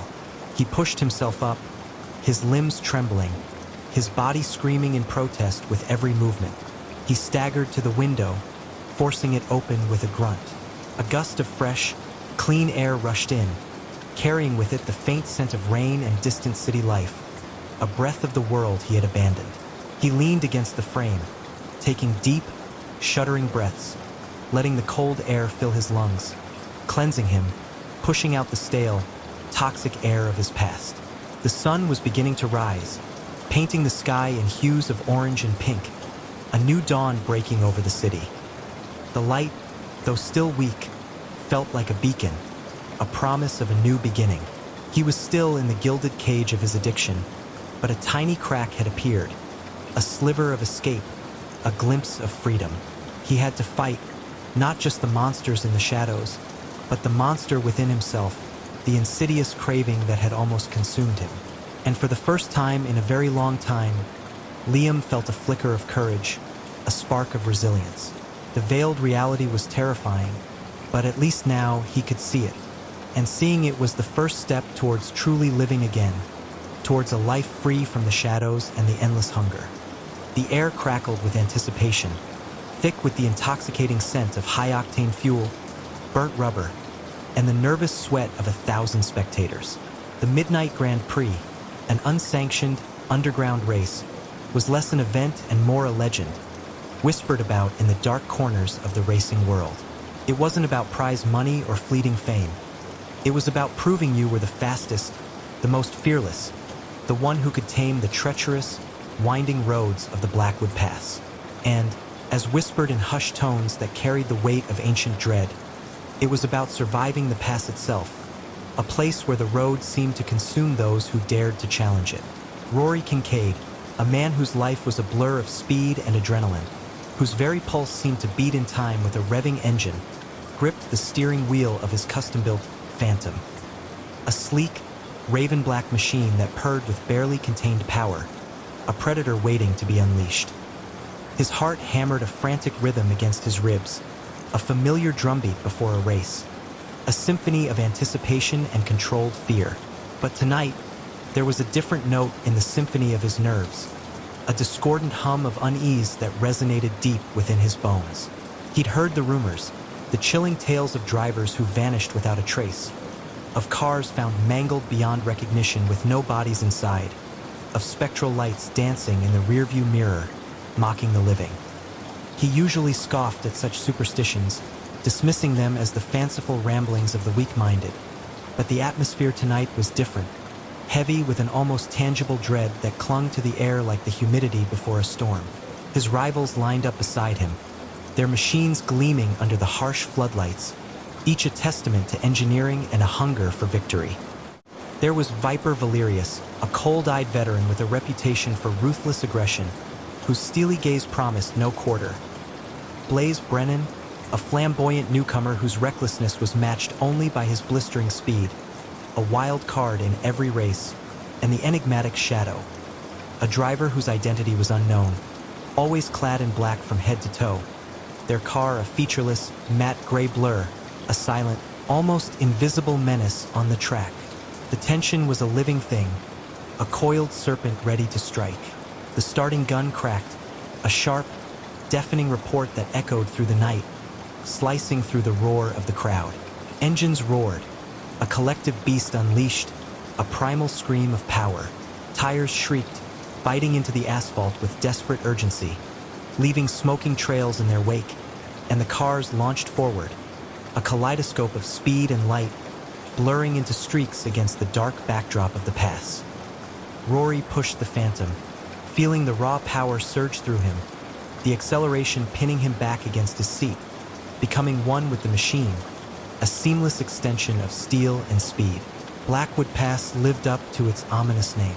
The road was a serpentine nightmare, a ribbon of asphalt clinging precariously to the side of a sheer cliff face, dropping into a bottomless gorge on one side, a gaping maw of darkness, and rising to a dense, ancient forest on the other, its trees like skeletal fingers reaching for the sky. Hairpin turns followed blind crests with cruel regularity, and the narrow asphalt offered no forgiveness for error, no mercy for the hesitant. The moonlight, when it broke through the heavy, scudding clouds, cast eerie shadows that danced and writhed, playing tricks on the eyes, transforming familiar shapes into grotesque specters. Rory was in his element, his instincts honed by years of pushing limits, his reflexes a blur of precision. He took the first few turns with practiced precision, his tires kissing the very edge of disaster, the cliff face a blurred wall beside him, his mind a calculating machine, processing every variable, every nuance of the road.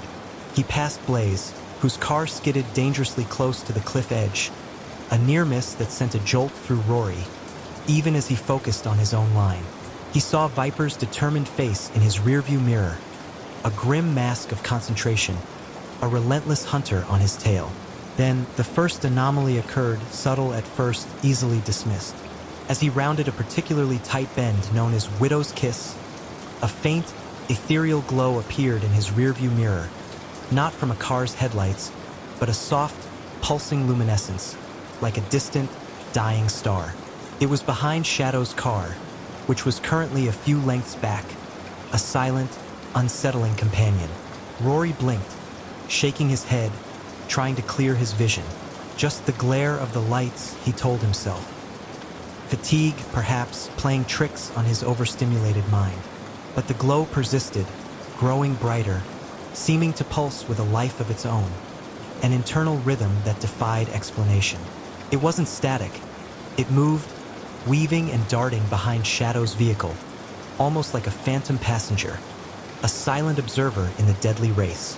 Rory frowned, a knot forming in his stomach, pushing the thought aside with a desperate effort. Focus on the road. Focus on the race. He pulled ahead of Shadow, the Phantom's engine screaming in protest as he redlined it, pushing the machine to its absolute breaking point.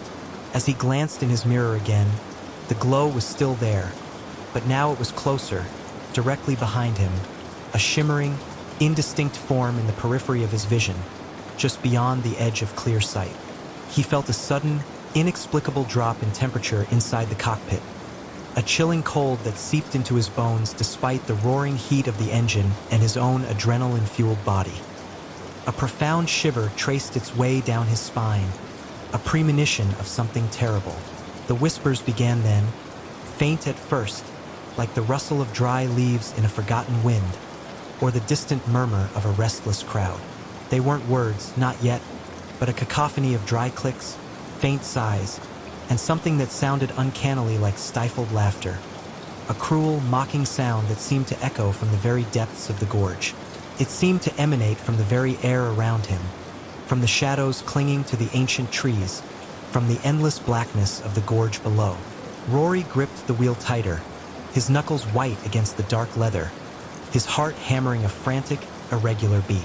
The adrenaline that usually sharpened his senses now seemed to amplify his unease, turning every shadow into a lurking threat. He pushed the Phantom harder, the speedometer needle trembling at its maximum, trying to outrun the unsettling presence, to leave the whispers and the cold behind. The glow in his mirror intensified, becoming a swirling vortex of pale light, growing more defined, more menacing. The whispers grew louder, more distinct, forming fragmented, chilling phrases that seemed to claw at the edges of his sanity. Faster, not fast enough, you can't escape, we are waiting. Ahead, Blaze's car suddenly swerved violently, its tires losing traction with a desperate shriek that cut through the night. It spun once, twice, a chaotic dance of metal and light, then veered off the road with a sickening crunch, disappearing into the black maw of the gorge. No explosion, no fiery wreckage, no sign of life. Just silence, profound and absolute, where a moment before there had been the roar of an engine. Rory's blood ran cold, a chilling realization dawning on him. Blaze was known for his recklessness, but not for such a catastrophic, unforced error. It was as if something had pulled him off the road, an invisible hand guiding him to his doom. The glow in Rory's mirror pulsed, brighter now, an almost blinding luminescence, and the whispers coalesced into a chilling chorus, 1,000 voices speaking as one. One down. Who's next? The pass hungers. It always hungers. He glanced at his GPS, his eyes darting from the road to the flickering screen. He was nearing Devil's Backbone, a series of treacherous S-curves notorious for claiming unwary drivers, a section of the road that demanded absolute precision. He saw Viper's car ahead, a red streak against the darkness, a defiant challenge to the lurking horror. Rory pushed the Phantom to its absolute limit, the engine screaming in protest, a banshee wail in the night, the tires barely holding traction as the car danced on the edge of control. As he entered Devil's Backbone, the glowing entity in his mirror seemed to expand, filling his entire rear view, its form becoming clearer, more terrifying. He could almost make out a skeletal, elongated shape within it, its head tilted at an unnatural angle, its empty eye sockets fixed on him with an ancient, malevolent gaze. The whispers were no longer whispers. They were a dry, rasping chorus directly in his ears. Inside his head, 1,000 voices screaming his name, demanding his surrender. We ride with you, Rory Kincaid. We ride with all who dare to challenge the past. And we claim our due. Your soul, your essence, your eternity. He felt a sudden, inexplicable drag on the steering wheel, a subtle resistance that fought against his every input, a powerful, unseen force trying to wrest control from him. The Phantom began to veer, inching closer to the sheer cliff edge, the abyss beckoning.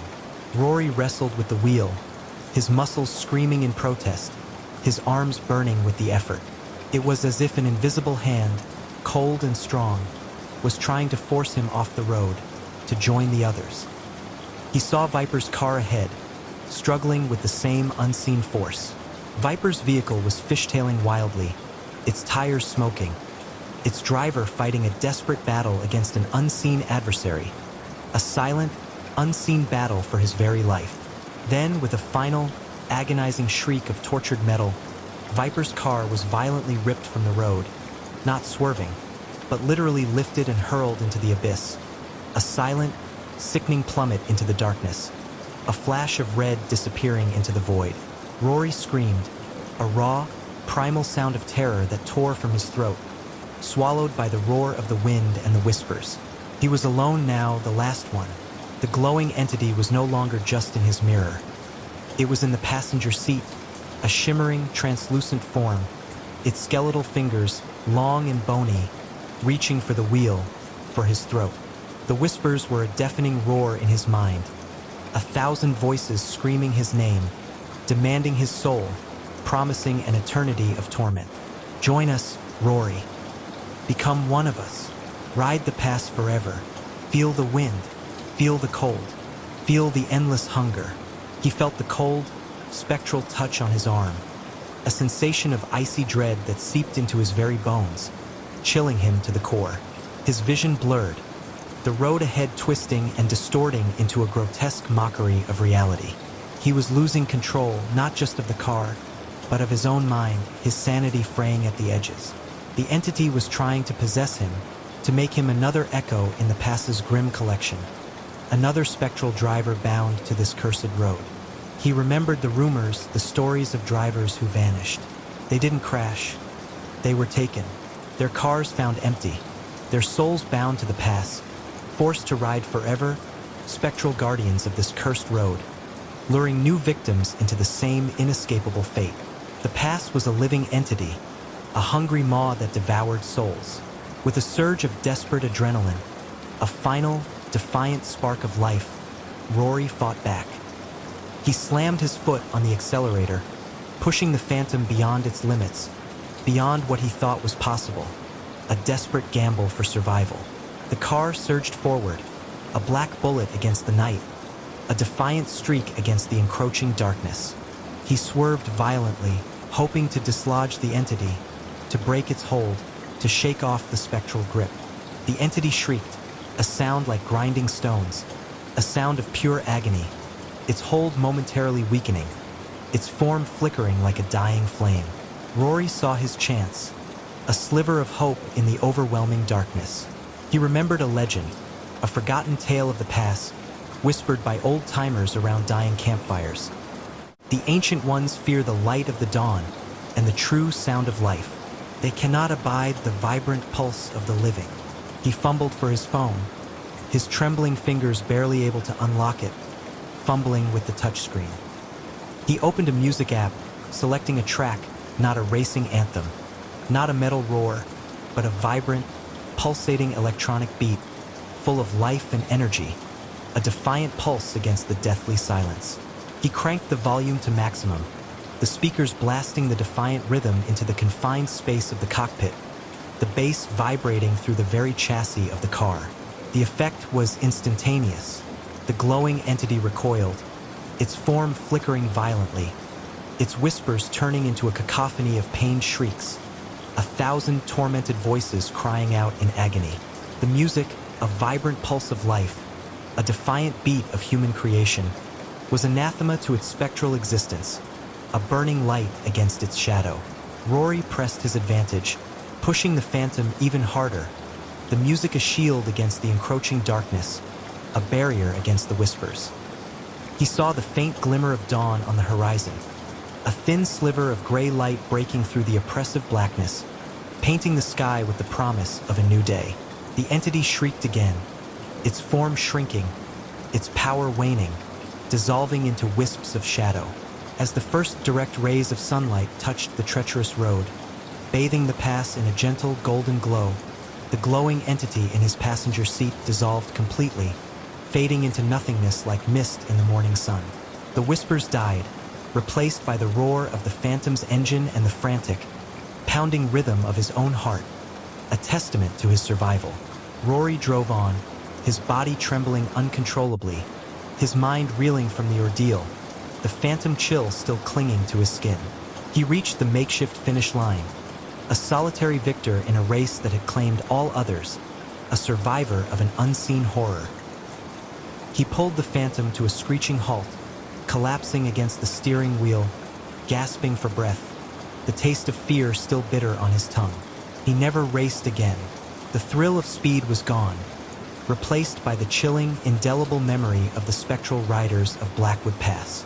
He sold the phantom, unable to bear its presence, its silent reminder of the night he had cheated death and glimpsed the true horror of the road, a horror that lurked just beyond the veil of perception. Years passed. Rory lived a quiet life, far from the roar of engines and the whispers of the wind, seeking solace in the mundane, in the comforting predictability of everyday life. But sometimes, late at night, when the wind howled outside his window, a sound that once brought him peace, he would hear it, a faint, dry rustle, like leaves skittering across asphalt, and a chilling, high-pitched giggle just at the edge of hearing, a sound that seemed to echo from the deepest recesses of his memory. He knew the past still called, still claimed its due, still hungered for new souls. And he knew that somewhere, in the eternal darkness of Blackwood Pass, the spectral drivers still raced, their phantom cars a blur of light and shadow, waiting for the next brave fool to challenge their domain, forever trapped in the midnight Grand Prix, forever riding the cursed road. The air in the Imperial harem was thick with the scent of jasmine and despair. Alara, the newest addition to the Emperor's collection of beauties, felt it cling to her skin like a shroud, heavier than the silken robes she was forced to wear. Her days were a tapestry of enforced idleness and simmering dread, each thread woven with the whispers of forgotten concubines and the chill that permeated even the sunniest courtyards. She had arrived at the Crimson Palace barely a moon ago, plucked from her humble village like a fragile wildflower. The Emperor, a man whose eyes held the cold gleam of polished obsidian, had chosen her for her unusual silver hair and eyes the color of a winter sky.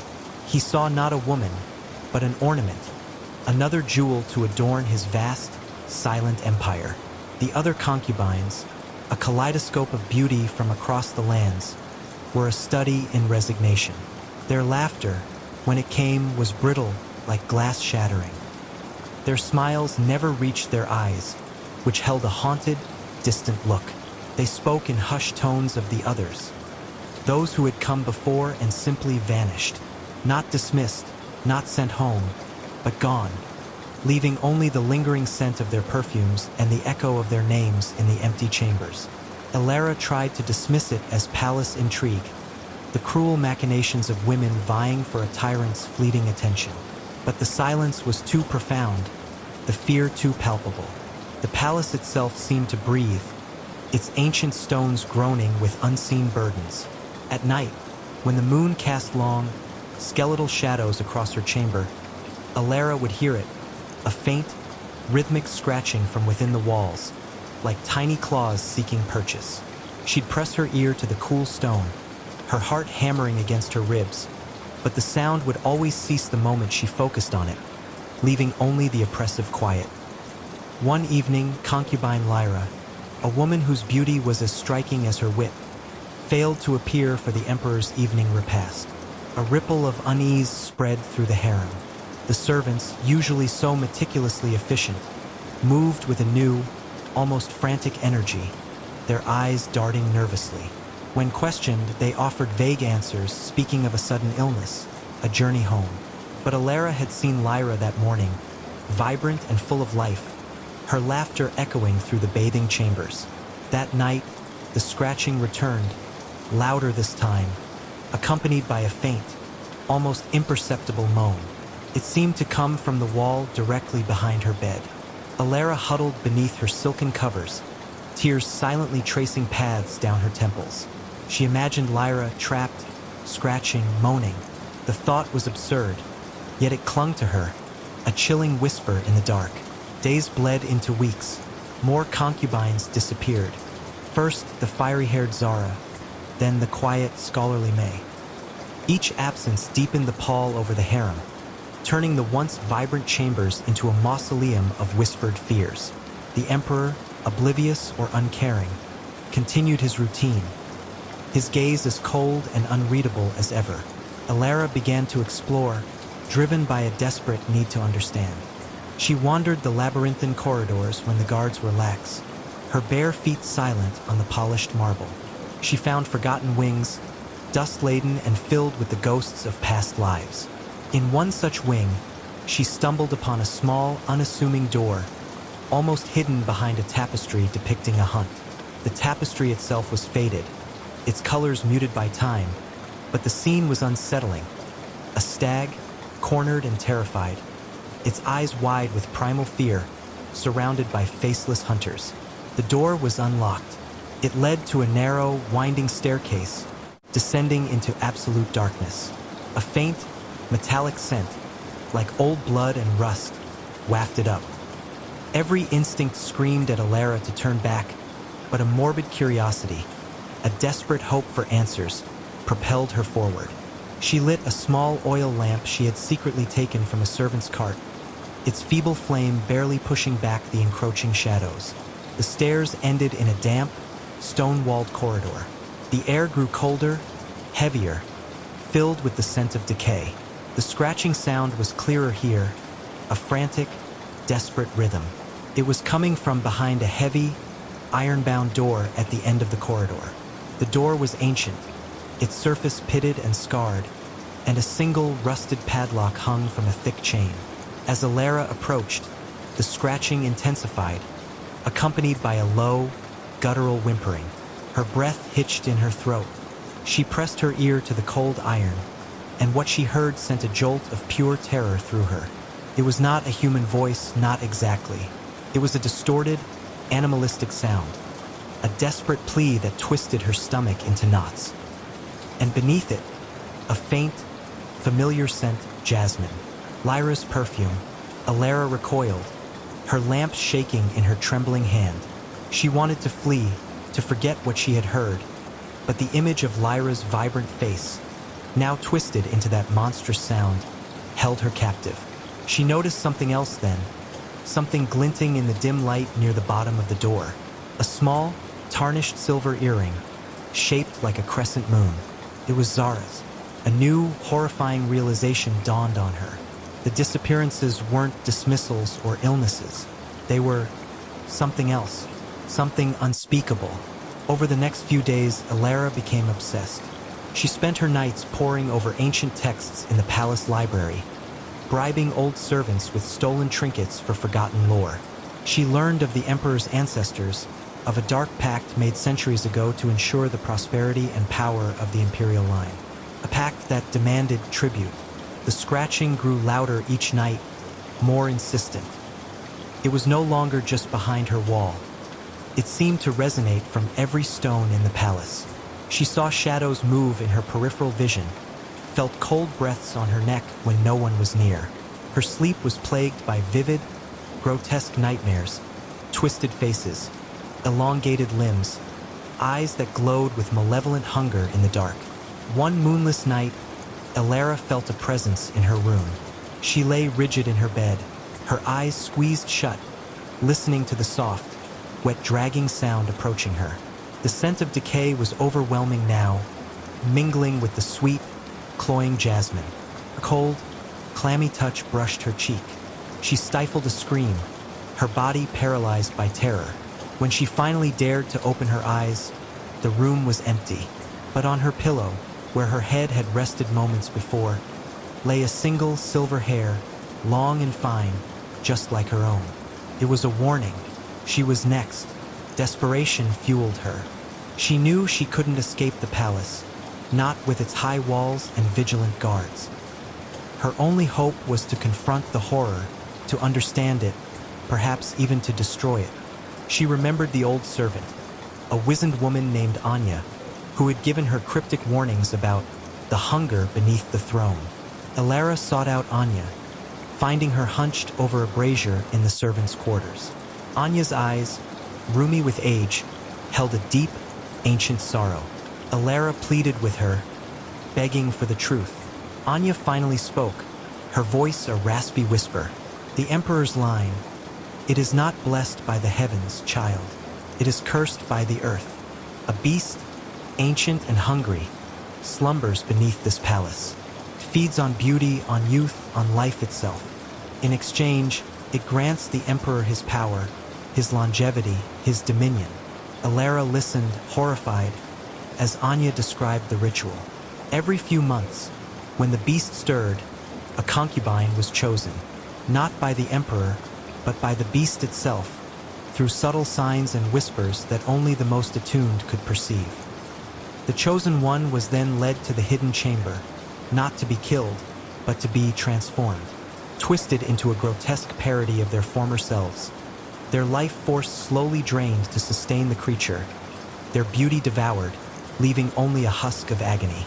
"They become part of it," Anya whispered, her voice trembling. "Their essence, their suffering fuels its power. The scratching you hear, it is their pleas, their attempts to escape the prison of its flesh. The jasmine, it is the last scent of their humanity, clinging to the air before it is consumed." Elara felt a cold dread seep into her bones. This wasn't just death. It was something far worse, a living nightmare. Anya then revealed a secret, a desperate hope. The beast is bound by iron and shadows, but its power is not absolute. There is a weakness, a single ancient dagger, forged by the first emperor's own hands, imbued with the light of a dying star. It is hidden within the emperor's private vault, guarded by spells and traps. Only it can sever the beast's connection to its victims, perhaps even destroy it. The task seemed impossible. The emperor's vault was impenetrable, but Elara had no other choice. She began to plan, her mind racing with desperate strategies. She would use her position, her perceived innocence, to get close to the emperor. The next day, she was summoned to the emperor's private chambers. Her heart pounded, but she forced herself to remain calm, to project an aura of serene compliance. The emperor regarded her with his usual detached gaze.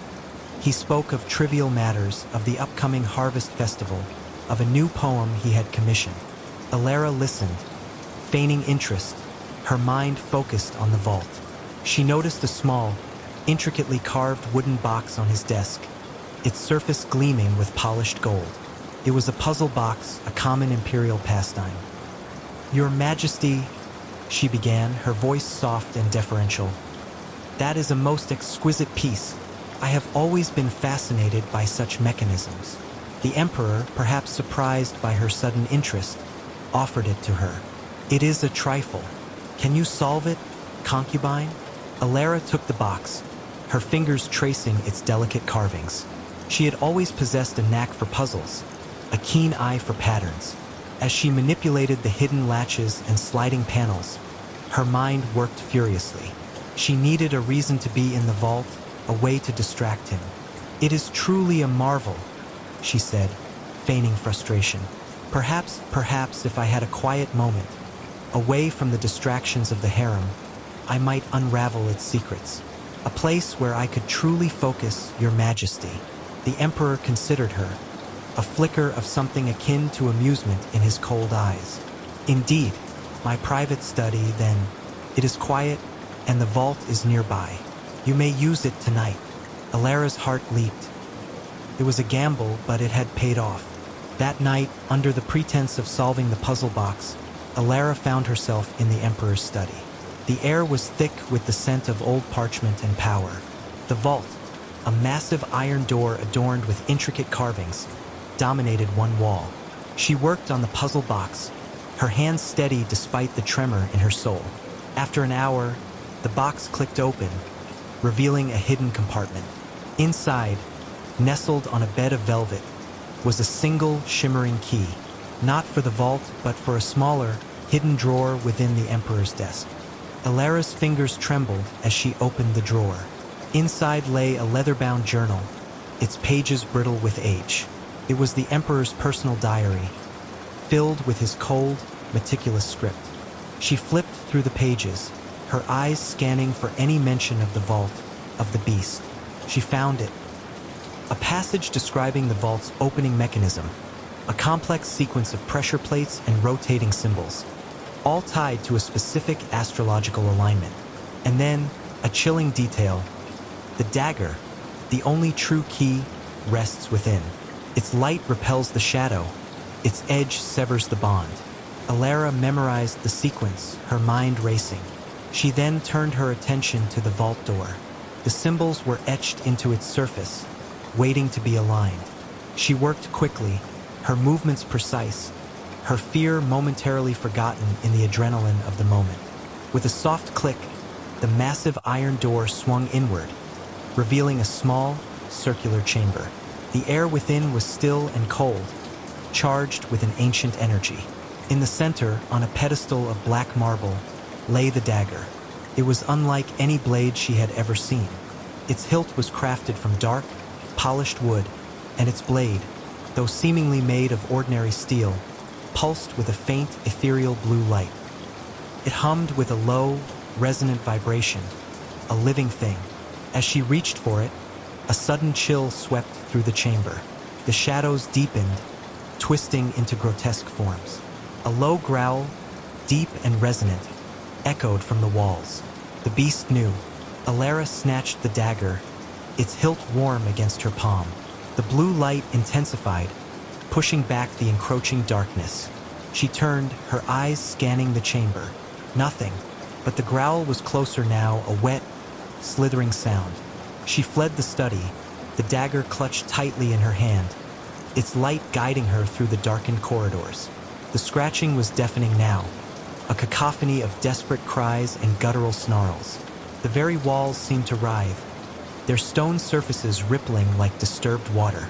She raced towards the hidden staircase, the one leading to the iron-bound door. She had to free them or at least end their suffering. As she descended the winding stairs, the air grew thick with the stench of decay and the overwhelming sweetness of jasmine. The whimpering from behind the iron door was louder, more desperate. Alara reached the door, her hand trembling as she raised the dagger. The blue light of the blade pulsed, illuminating the rusted padlock. She brought the dagger down, not against the lock, but against the ancient, pitted surface of the door itself.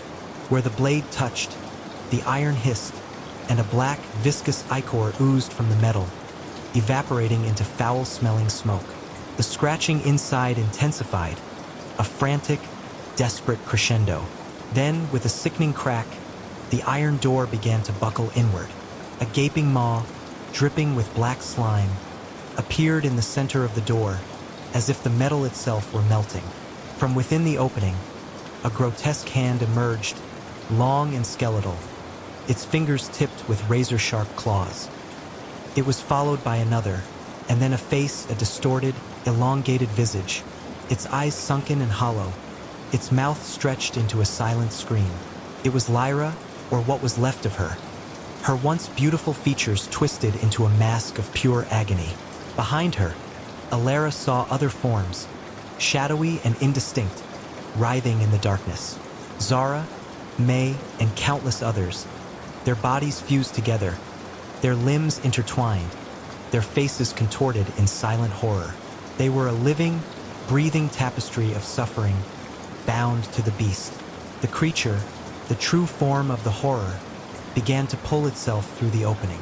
It was a monstrous amalgamation of flesh and bone, a pulsating mass of limbs and eyes, its surface slick with the black ichor.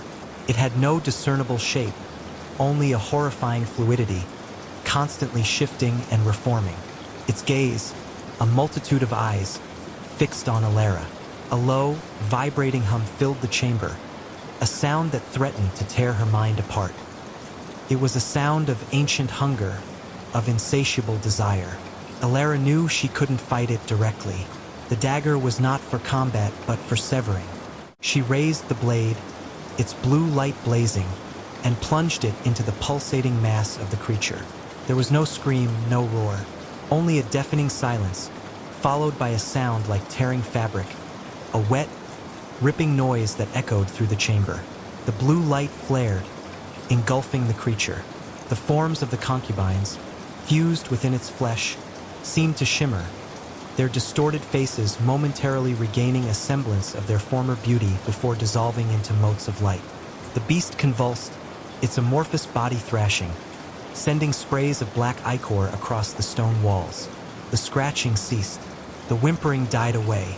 The overwhelming scent of jasmine faded, replaced by the clean, crisp scent of ozone. Then, with a final, shuddering tremor, the creature collapsed inward, its monstrous form shrinking, dissolving, until nothing remained but a small, shimmering puddle of black liquid on the stone floor. The iron door, now free of its grotesque burden, swung fully open, revealing only empty darkness beyond.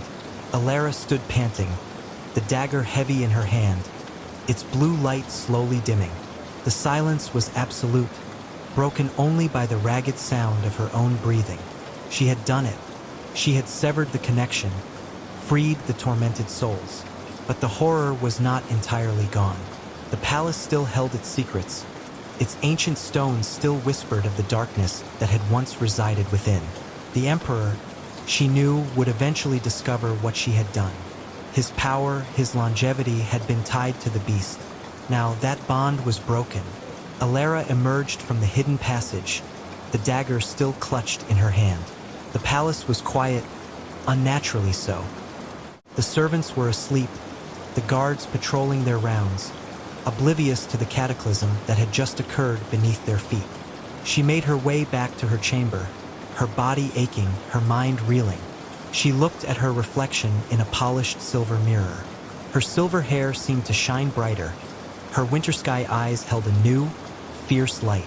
She was no longer just a concubine, a fragile wildflower. She was a survivor, a liberator. The next morning, the emperor was found in his private chambers, still and cold. His obsidian eyes were wide open, staring at the ceiling, a look of profound terror etched onto his face.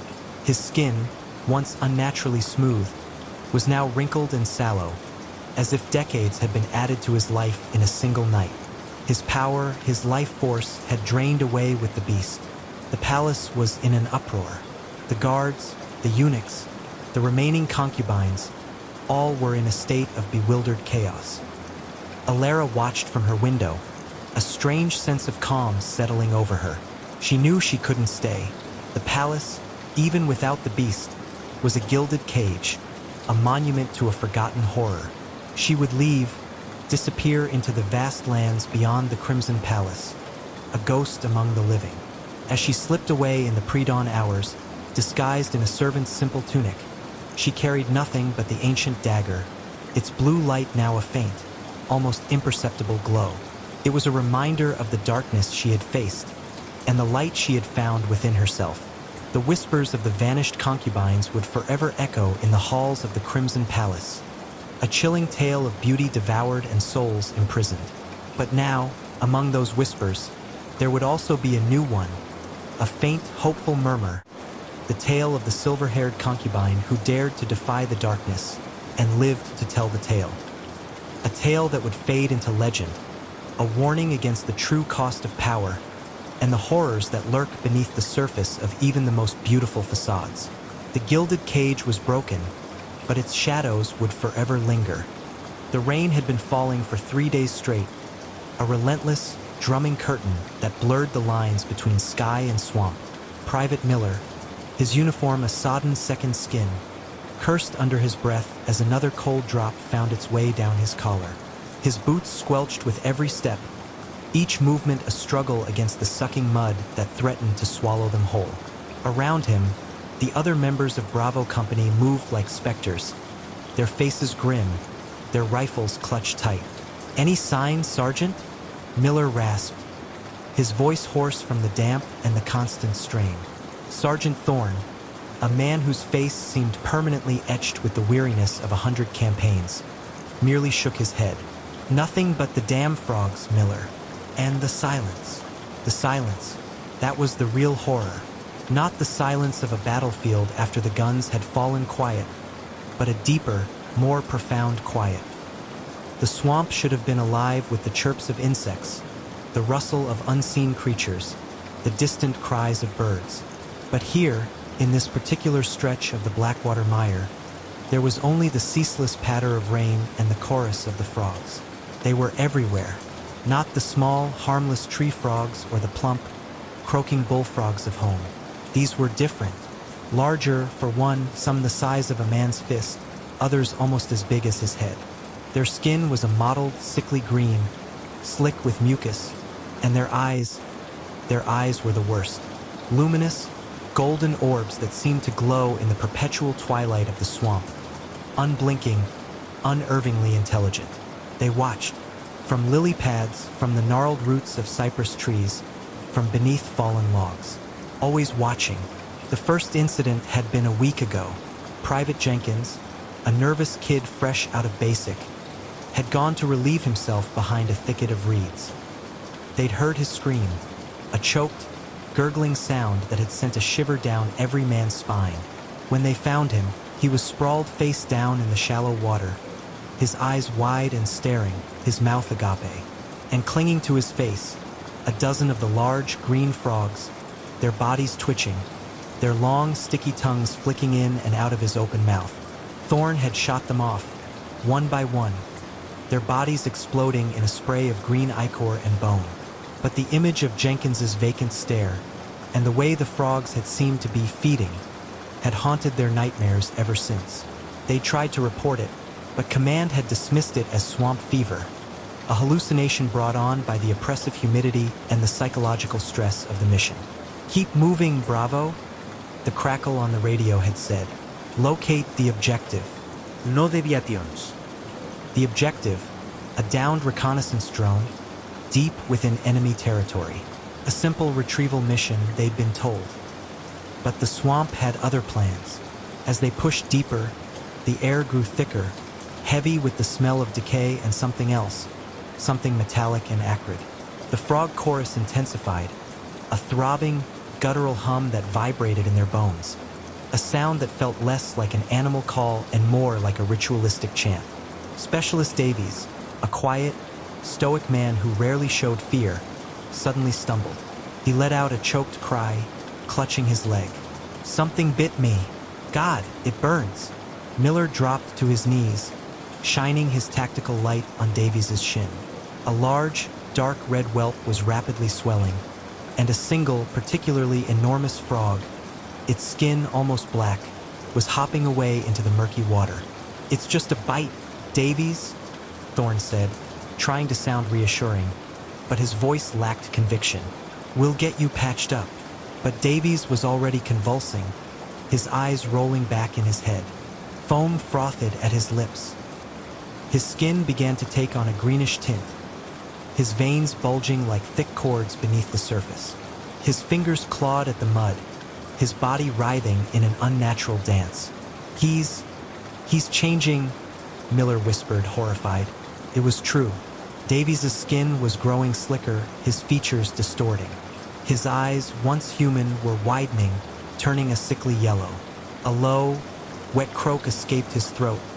Not his own voice, but something alien. Thorn, his face pale, raised his rifle. "I'm sorry, son." The shot echoed through the swamp, a stark punctuation mark to the amphibian chorus. Davies went still, a grotesque parody of a man, half human, half frog. The frogs around them, however, did not scatter. Instead, their calls grew louder, more insistent, as if in triumph.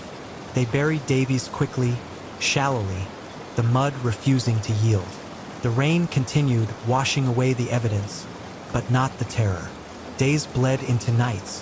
The drone remained elusive, their rations dwindled, and the frogs were always there.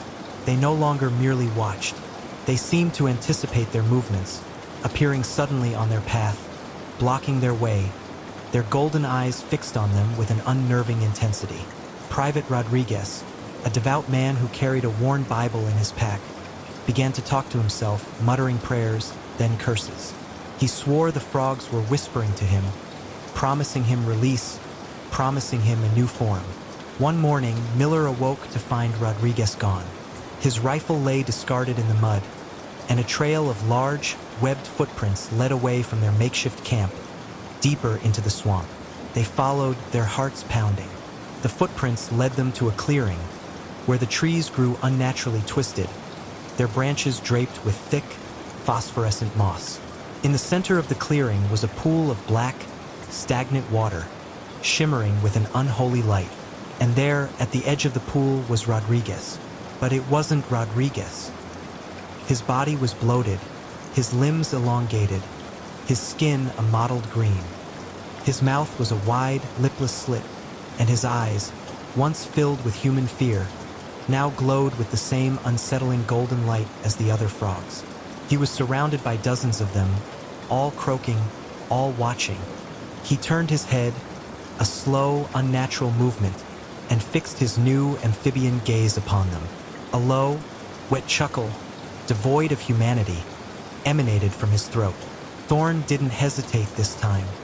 He opened fire, a burst from his automatic rifle tearing through the grotesque form that had once been their comrade. The frogs scattered, a green wave receding into the shadows. "We have to get out of here," Miller choked, his stomach churning. "This place is cursed." "We can't," Thorn said, his voice grim. "Orders. The drone. The drone." It had become a phantom, a reason to stay in this living nightmare. They found it eventually, nestled in a clearing choked with strange, bulbous fungi. It was intact, miraculously, its metallic shell gleaming dully in the perpetual gloom. But as they approached, the ground around it began to ripple. The fungi pulsed with a faint, internal light, and then they emerged, not just the frogs, but something else, larger, much larger. From beneath the earth, from the depths of the black water, they rose.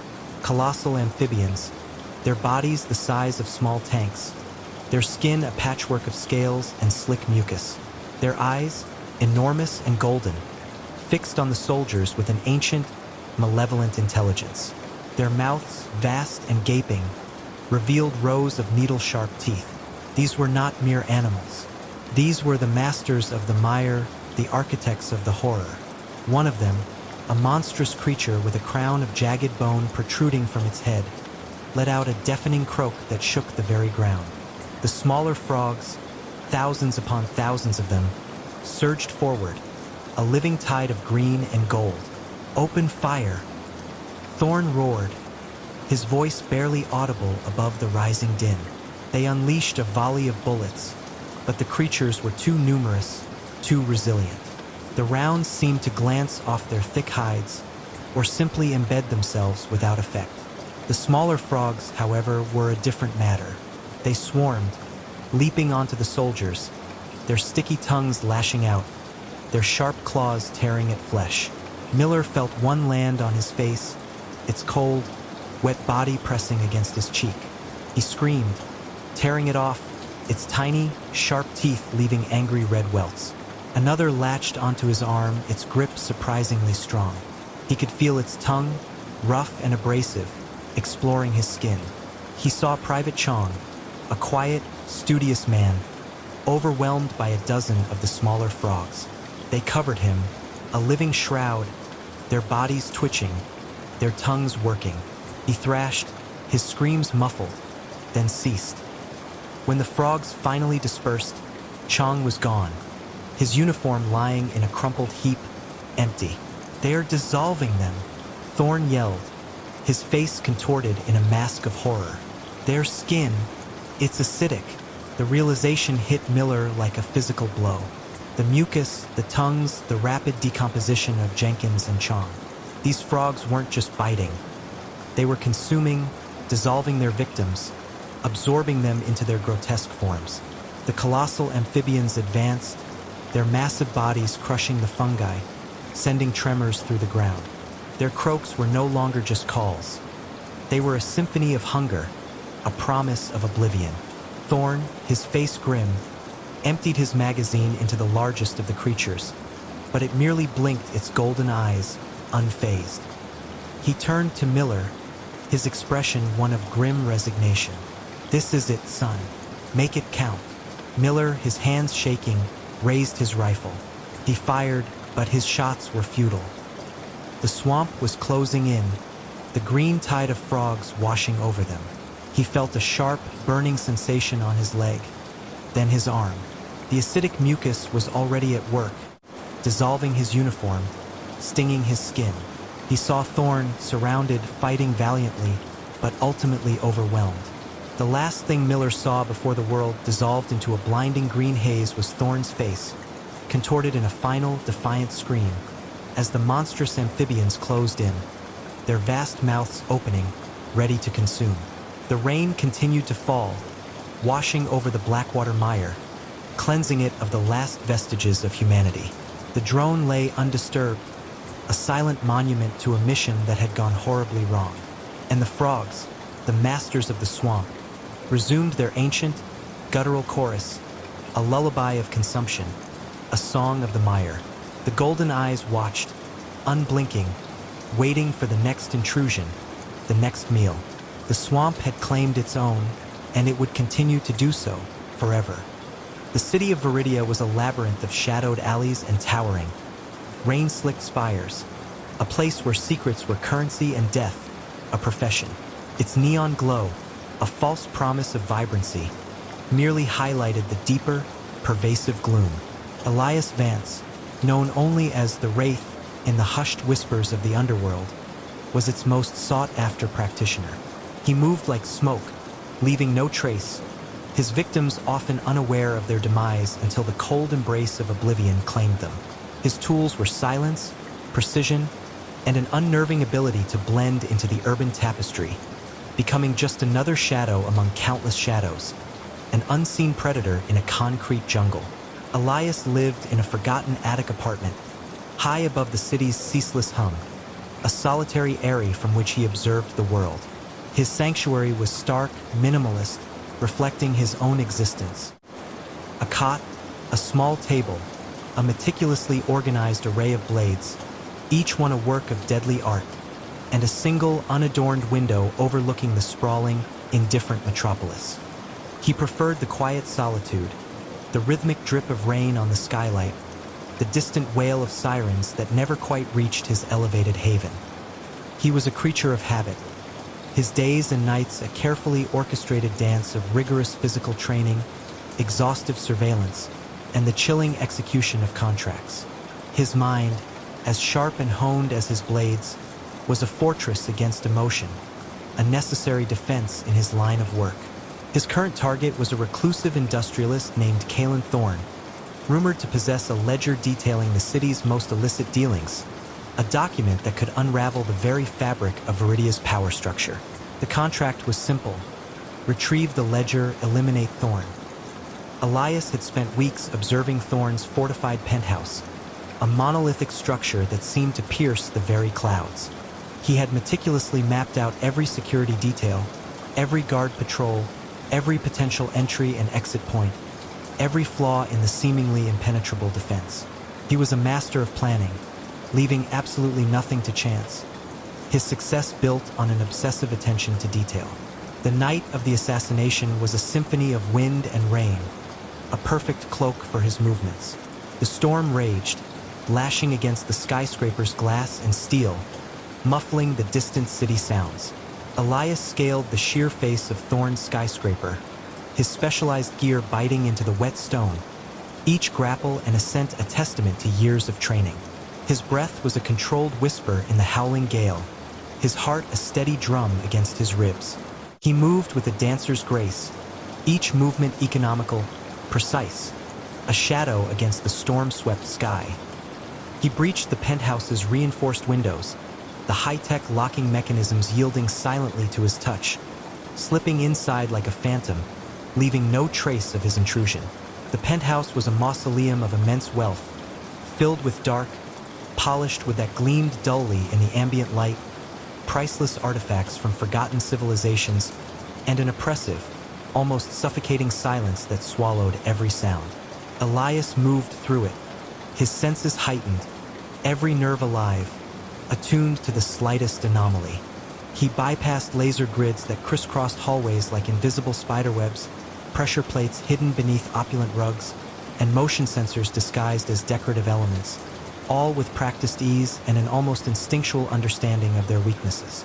He found Thorn in his study, a cavernous room lined with ancient, leather-bound books and intricate, hand-drawn maps of long-lost territories. Thorn was hunched over a massive mahogany desk, a single, flickering oil lamp casting long, dancing shadows that seemed to writhe on the walls, giving the room an unsettling, almost theatrical quality. The infamous ledger lay open before him, its pages filled with dense, arcane script. Elias raised his blade, a sliver of moonlight filtering through a break in the clouds, glinting off its razor edge, a silent promise of oblivion. He moved behind Thorn, silent as a breath, a predator closing in on its unsuspecting prey. But just as the blade began its descent, a mere whisper from its target, Thorn spoke, his voice a low, raspy murmur that seemed to fill the vast room, resonating in the very air. "I've been expecting you, Wraith." Elias froze, his blade suspended inches from Thorn's neck. The world seemed to tilt on its axis. No one knew his moniker, not truly. He was a ghost, a myth, a whisper on the wind. Thorn slowly turned, his movements deliberate, unhurried, his eyes, dark and knowing, fixed on Elias with an unnerving intensity. There was no fear in them, only a chilling resignation, and something else, a profound, ancient weariness, as if he had witnessed countless cycles of life and death. "You're not the first," Thorn continued, his gaze drifting past Elias, towards the shadowed corners of the study, as if addressing unseen presences. "They always send more. They always think they can take what is mine, but they never learn." His voice was devoid of malice, merely stating a fact, a truth etched into the very fabric of this place. A cold dread, unfamiliar and unsettling, prickled at Elias's skin, a sensation that crawled up his spine. He was the hunter, not the hunted. He was the one who instilled fear, who commanded the shadows. Yet, in Thorn's presence, he felt a strange, primal unease, a sense of being utterly outmatched, exposed. "The ledger," Elias stated, his voice flat, professional, a desperate attempt to regain control of the situation. "Where is it?" Thorn chuckled, a dry, rattling sound, like brittle leaves skittering across stone. "The ledger is merely bait, Wraith, a lure for those who seek to control what cannot be controlled, a whisper of power that draws the greedy, the ambitious, the foolish." He gestured vaguely at the room, a sweeping motion that encompassed the oppressive shadows. "They are here, always here, watching, waiting." Elias's eyes narrowed, scanning the deeper recesses of the room. He was alone in the room with Thorn. He had checked. He scanned the shadows again, his hand tightening on his blade, his senses screaming at him that something was profoundly wrong. "Who?" he demanded, his voice edged with a growing suspicion. "The others?" Thorn whispered, his voice dropping to an almost inaudible level, a conspiratorial murmur. "The ones who came before. The ones who failed. The ones who thought they could take what was not theirs." A faint chill permeated the air, colder than the night's rain. A sudden drop in temperature that made Elias's breath mist. He felt a subtle shift in the shadows, a fleeting impression of movement at the edge of his vision, like a ripple in still water. He dismissed it as fatigue, a trick of the light, the strain of his long vigil. He had been awake for days, meticulously planning this, and his mind was undoubtedly playing tricks on him. He lunged, his blade a silver blur, a desperate attempt to break the unsettling spell Thorn had cast.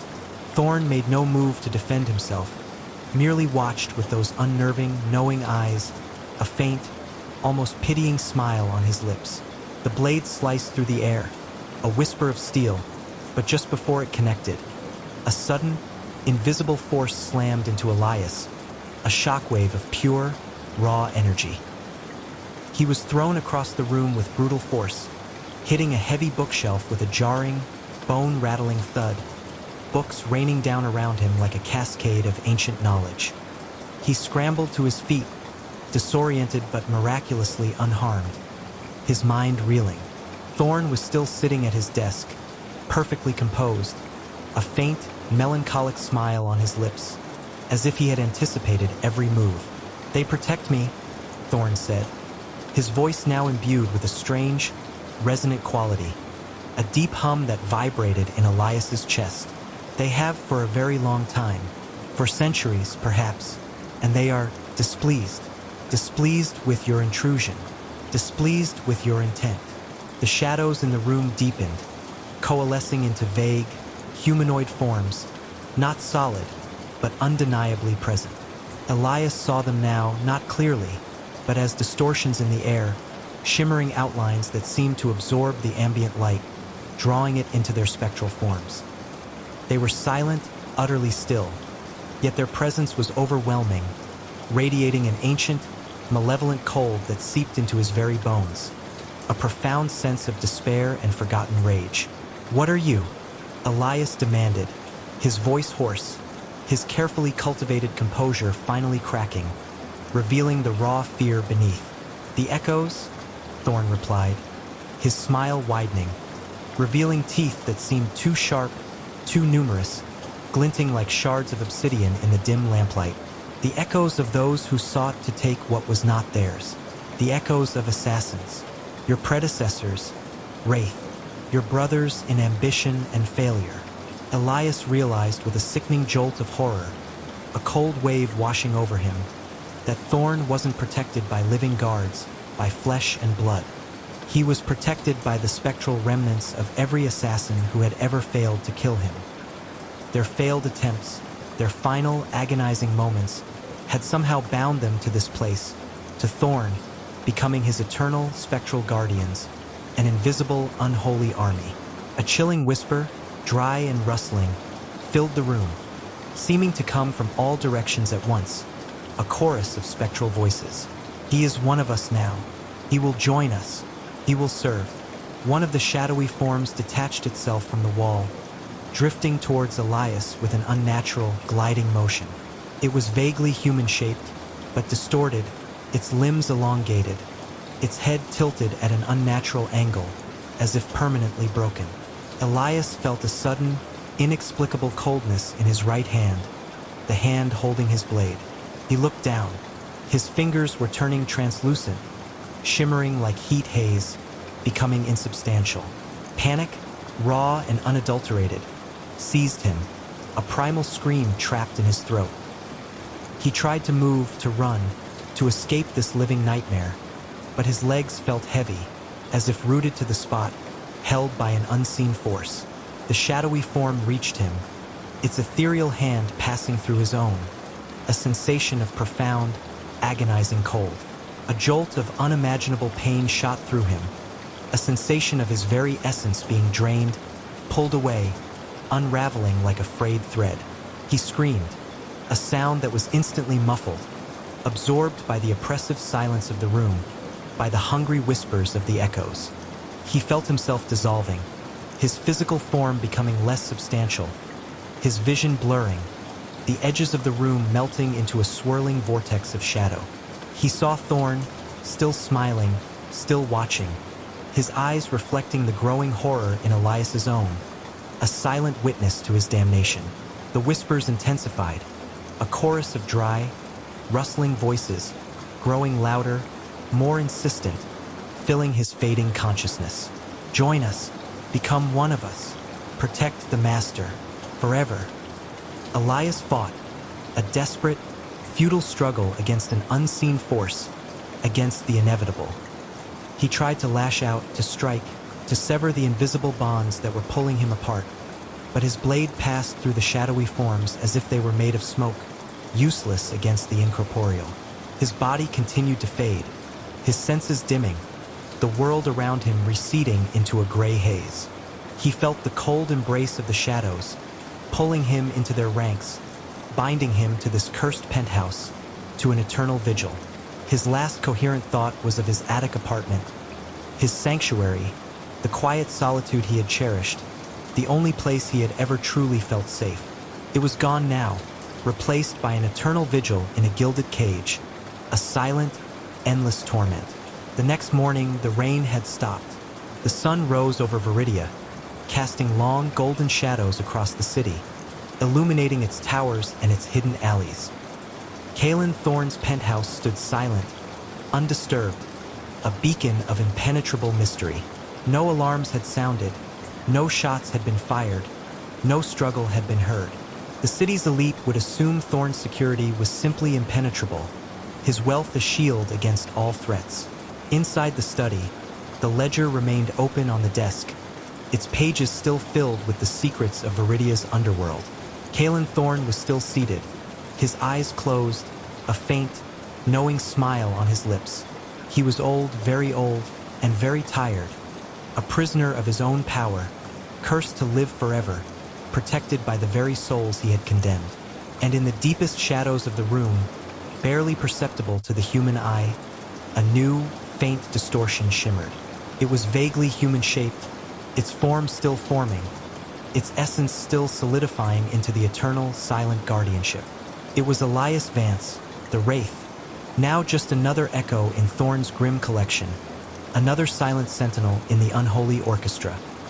The whispers continued, a perpetual, dry rustle in the silence, a constant, chilling hum that only Thorne could truly hear. Another one, always another one, and the collection grows. The cycle continued. The city's underworld would send more assassins, drawn by the lure of the ledger, the promise of power, the irresistible pull of Viridia's dark heart. And each time, they would meet the same fate, becoming another silent guardian, another echo in Thorne's macabre sanctuary. The penthouse was not just a residence. It was a trap, a living tomb for those who sought to penetrate its secrets, a monument to their failures. Kalen Thorne knew this. He had orchestrated it, perhaps even desired it. His ancient existence sustained by the very fear and ambition of those who sought to end him. He was not merely a target. He was the keeper of a terrible secret, a living anomaly in a city built on death. He was the conductor of a silent orchestra of spectral assassins, bound to him by their own failure, their eternal torment his perpetual shield. His life was a prolonged, agonizing existence, waiting for the next attempt, the next addition to his spectral guard, a prisoner of his own power. And in the heart of Viridia, the whispers of the Wraith were replaced by a new, faint echo, joining the chorus of the damned, a silent lament in the unholy symphony. The silent blade had found its eternal rest, not in the ground, but in the echoing fear of Thorne's unholy protection. The city, unaware of the true horror lurking in its highest spire, continued its ceaseless hum, its secrets guarded by the spectral remnants of its most feared killers, forever bound to their master, forever trapped in the silent blade and the echoing fear. Elias Vance, a man whose life had been a series of calculated escapes, found himself drawn to the forgotten places, the edges of the map where civilization frayed into wild, untamed nature. He was a wanderer, not by choice, but by a restless compulsion that drove him from city to city, always one step ahead of the shadows of his past. His latest refuge, or perhaps his latest trap, was the Blackwater Mire, a vast, ancient swamp rumored to swallow men whole, a place where the air hung thick with the scent of decay and the whispers of forgotten things. He had heard the local legends, of course, of the will-o'-the-wisps that lured travelers to their doom, of the monstrous creatures that lurked beneath the murky surface, and the most chilling tale of all, the mire's embrace, a phenomenon where the swamp itself seemed to come alive, drawing victims into its depths, not just physically, but spiritually. Elias, a pragmatist by nature, scoffed at such superstitions. He sought solitude, not spectral encounters. His past had taught him to trust only what he could see, touch, and fight. His journey into the mire began on a deceptively clear morning. The sun, a pale disk in a hazy sky, cast long, distorted shadows through the cypress trees, their branches draped with mournful Spanish moss that swayed like spectral shrouds. The air was heavy, humid, buzzing with unseen insects, a perpetual hum that slowly grated on the nerves. The path, barely discernible, a faint indentation in the earth, quickly dissolved into a labyrinth of stagnant, black pools, tangled roots that snaked across the ground like grasping fingers, and treacherous quicksand that shimmered deceptively. Elias, accustomed to navigating hostile environments, moved with practiced caution, his boots sinking slightly with each step into the soft, sucking earth, a sound that seemed to echo the mire's hunger. The silence of the swamp was not peaceful. It was oppressive, a heavy blanket that muffled all sound, broken only by the guttural croaking of unseen frogs, the persistent buzzing of mosquitoes, and the occasional unsettling splash of something moving beneath the murky surface. But as he ventured deeper, a new sound began to emerge, a faint, rhythmic slosh, slosh, slosh, like something immense dragging itself through thick mud, always just beyond the range of his vision, always just out of sight. He dismissed it as an animal, a large alligator perhaps, or a wild boar, but the sound persisted, following him, a constant, unsettling companion in the deepening gloom. Then came the scent, a cloying, sweet decay, like rotting vegetation and stagnant water, but overlaid with something else, something vaguely metallic, like old pennies or dried blood. It would waft through the air, strong and nauseating, then vanish as quickly as it appeared, leaving him to question his senses, to wonder if his mind was playing tricks on him. As dusk settled, painting the swamp in hues of bruised purple and sickly green, the will-o'-the-wisps appeared, faint, ethereal lights, dancing and weaving through the trees, their luminescence a hypnotic lure, beckoning him deeper into the mire's treacherous heart. Elias, wary of such folklore, ignored their hypnotic dance, relying on his compass and the fading light to guide him, his resolve a thin shield against their silent invitation. But the lights seemed to multiply, surrounding him, their silent invitation growing more insistent, their glow intensifying, casting grotesque, dancing shadows.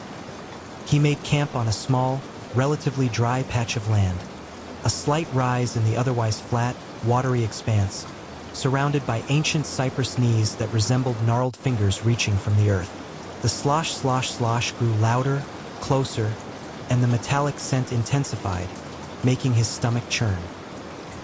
He built a small fire, its flickering flames a meager defense against the encroaching darkness and the growing unease, its smoke rising in a thin, defiant column against the oppressive sky. The whispers began then, faint at first, like the rustle of dry reeds in a forgotten wind, or the distant murmur of a restless crowd. They weren't words, not yet, but a cacophony of dry clicks, faint sighs, and something that sounded uncannily like stifled laughter. A cruel, mocking sound that seemed to emanate from the very water, from the shadows clinging to the trees, from the very air itself. The air around him grew noticeably colder, a bone-chilling cold that seeped into his very marrow, despite the humid air, a cold that spoke of something ancient and unliving. He saw them then, in the deepest shadows beyond the firelight, at the periphery of his vision.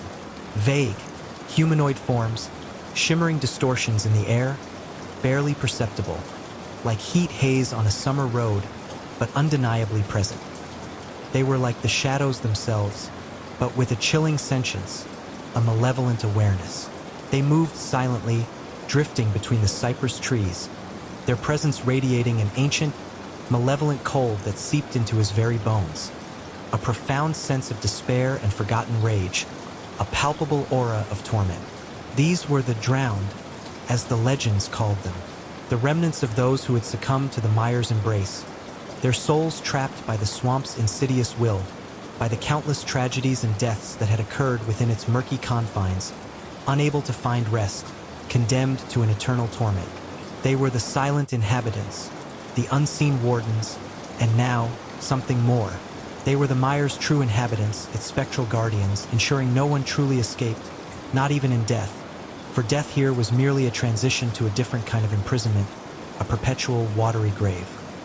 The drowned were drawn to fear, to despair, to the raw, unfiltered agony of the living. They fed on it, growing stronger, more defined, their forms coalescing from mere distortions into almost solid apparitions, their spectral features becoming eerily clear in the flickering light. They were the mire's unseen manipulators, its insidious puppet masters, pulling invisible strings, amplifying the suffering, orchestrating the despair, guiding the lost to their watery doom. Elias tried to rationalize it. Hallucinations, sleep deprivation, the mind's desperate attempt to cope with unimaginable horror, to create a tangible enemy in a world of intangible terror. But the cold was real, the whispers were real, and the growing sense of being watched, constantly, relentlessly, by unseen eyes, by 1,000 unseen eyes, was terrifyingly, irrevocably real. The slosh, slosh, slosh intensified, no longer just a distant sound, but a heavy, dragging movement directly outside his camp, circling him, tightening the invisible noose. The metallic scent was overwhelming, nauseating, making him gag.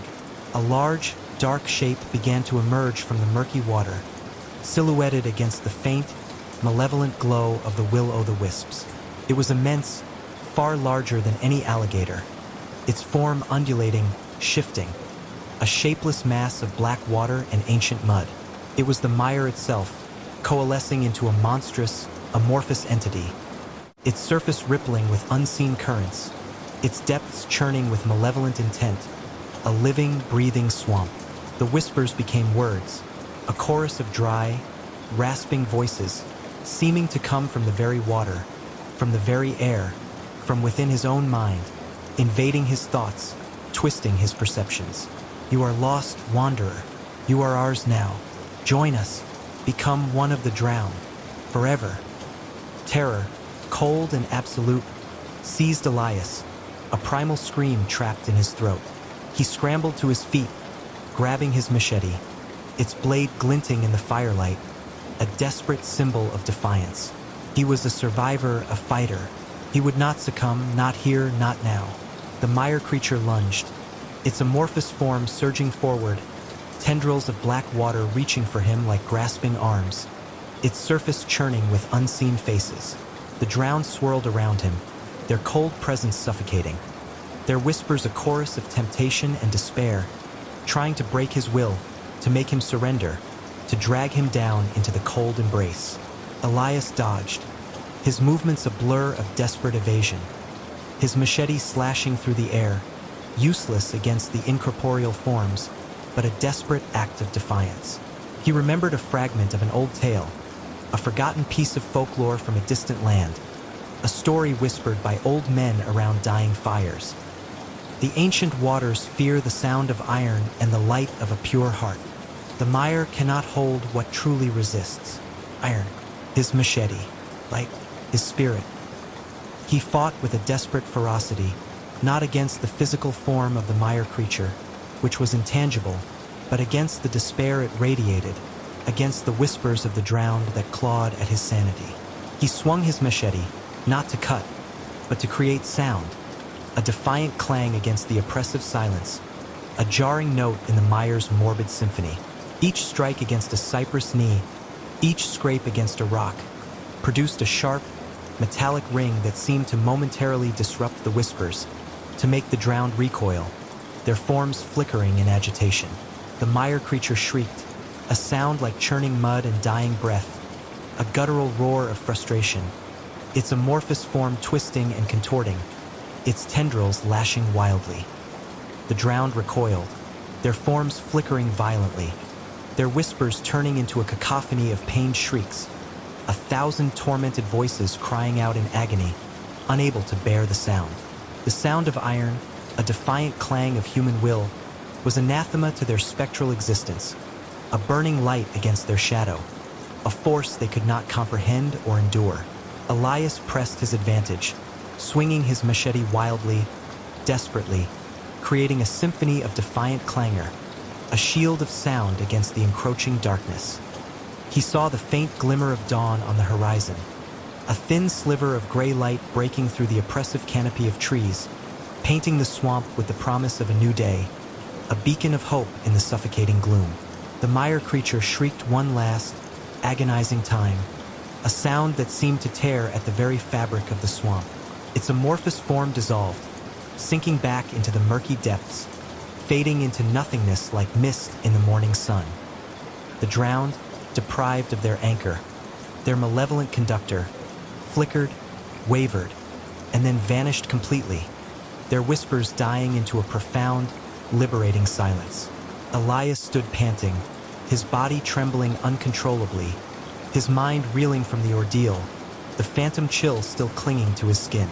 The air was still, the metallic scent gone, replaced by the damp, earthy smell of the swamp, a smell that no longer held the tang of decay. He had survived. He had broken the mire's embrace. He never wandered into forgotten places again. The thrill of solitude was gone, replaced by the chilling memory of the drowned and the sentient mire. He left the swamp, walking for days, pushing himself until he reached the harsh, comforting cacophony of a bustling city, seeking solace in the mundane, in the comforting predictability of human life, in the anonymity of crowds. He never spoke of what he had seen, what he had fought.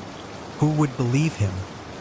But sometimes, late at night, when the wind howled outside his window, a sound that once brought him peace, he would hear it, a faint, almost imperceptible slosh, slosh, slosh, like something dragging itself through thick mud, and a chilling, high-pitched giggle just at the edge of hearing, a sound that seemed to echo from the deepest recesses of his memory. He knew the mire still called, still claimed its due, still hungered for new souls. And he knew that somewhere, in the eternal darkness of the Blackwater mire, the drowned still lingered, their spectral forms drifting through the murky depths, waiting for the next wanderer to fall into the mire's embrace, unaware that some journeys, once begun, never truly end. The air in the Sundarbans was a suffocating shroud of humidity and the cloying scent of decay, a constant reminder of the relentless cycle of life and death that governed this ancient mangrove forest. Deep within its labyrinthine waterways and tangled roots, where the land bled into the sea, lived creatures of primeval power. Among them, two apex predators held dominion, their territories overlapping, their very existence a testament to the jungle's brutal beauty. Ka, the python, was a creature of immense age and size, his scales the color of ancient moss and dark river mud, perfectly camouflaged amidst the gnarled roots and hanging vines. He moved with a silent, undulating grace, his body a coiled engine of destruction. His eyes, cold and unblinking, held the wisdom of centuries and a chilling patience that could outlast any prey. His hunger was a slow, burning ember, rarely sated, always lurking.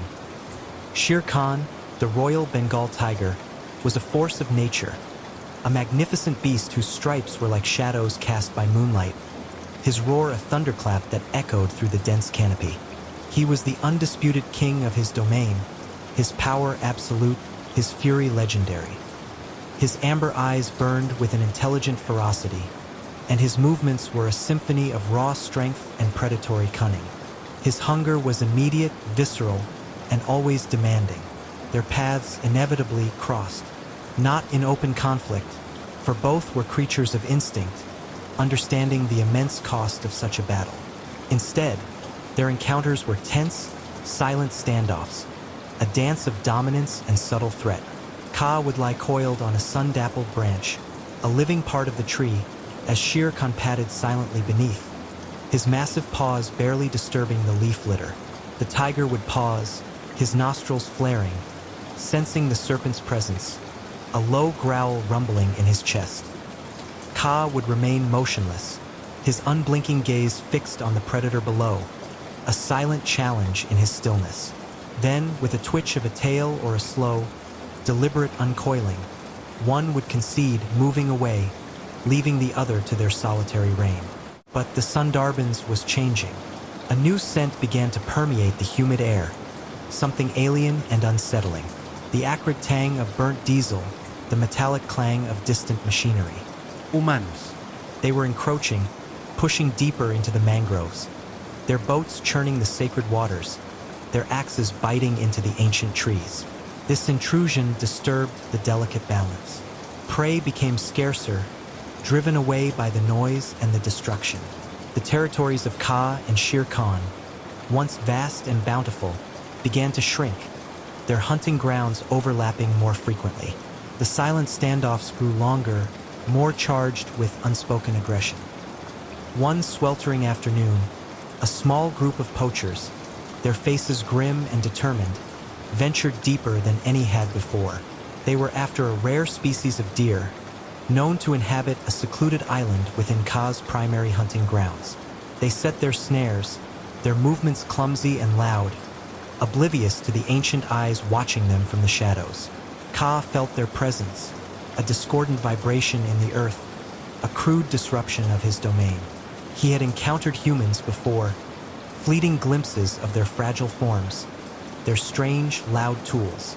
They were a nuisance easily avoided, but these were different. Their scent was stronger, their intent more predatory. As dusk bled into night, the poachers made camp, their fire a beacon in the encroaching darkness. The smell of cooking meat, of human sweat and fear, drifted through the trees. Ka, driven by a hunger sharpened by the scarcity of prey, began to stalk them. He flowed through the undergrowth, a silent shadow, his scales brushing against the damp leaves, his body a ripple of muscle. Meanwhile, Shere Khan, also drawn by the scent of the humans and the promise of an easy meal, approached from the opposite direction. He had learned to fear humans and their fire sticks, but hunger was a powerful motivator. He watched from the dense foliage, his amber eyes gleaming, assessing the situation. The poachers, emboldened by their fire and their crude liquor, grew careless. One of them, a young, nervous man named Rakesh, wandered away from the camp to relieve himself. He stumbled through the thick roots, his flashlight beam dancing erratically, revealing nothing but the oppressive green. Suddenly, a shadow detached itself from the deeper gloom. Rakesh froze, his heart hammering against his ribs. He saw it then, a massive, muscular form, stripes rippling in the faint light. Shere Khan.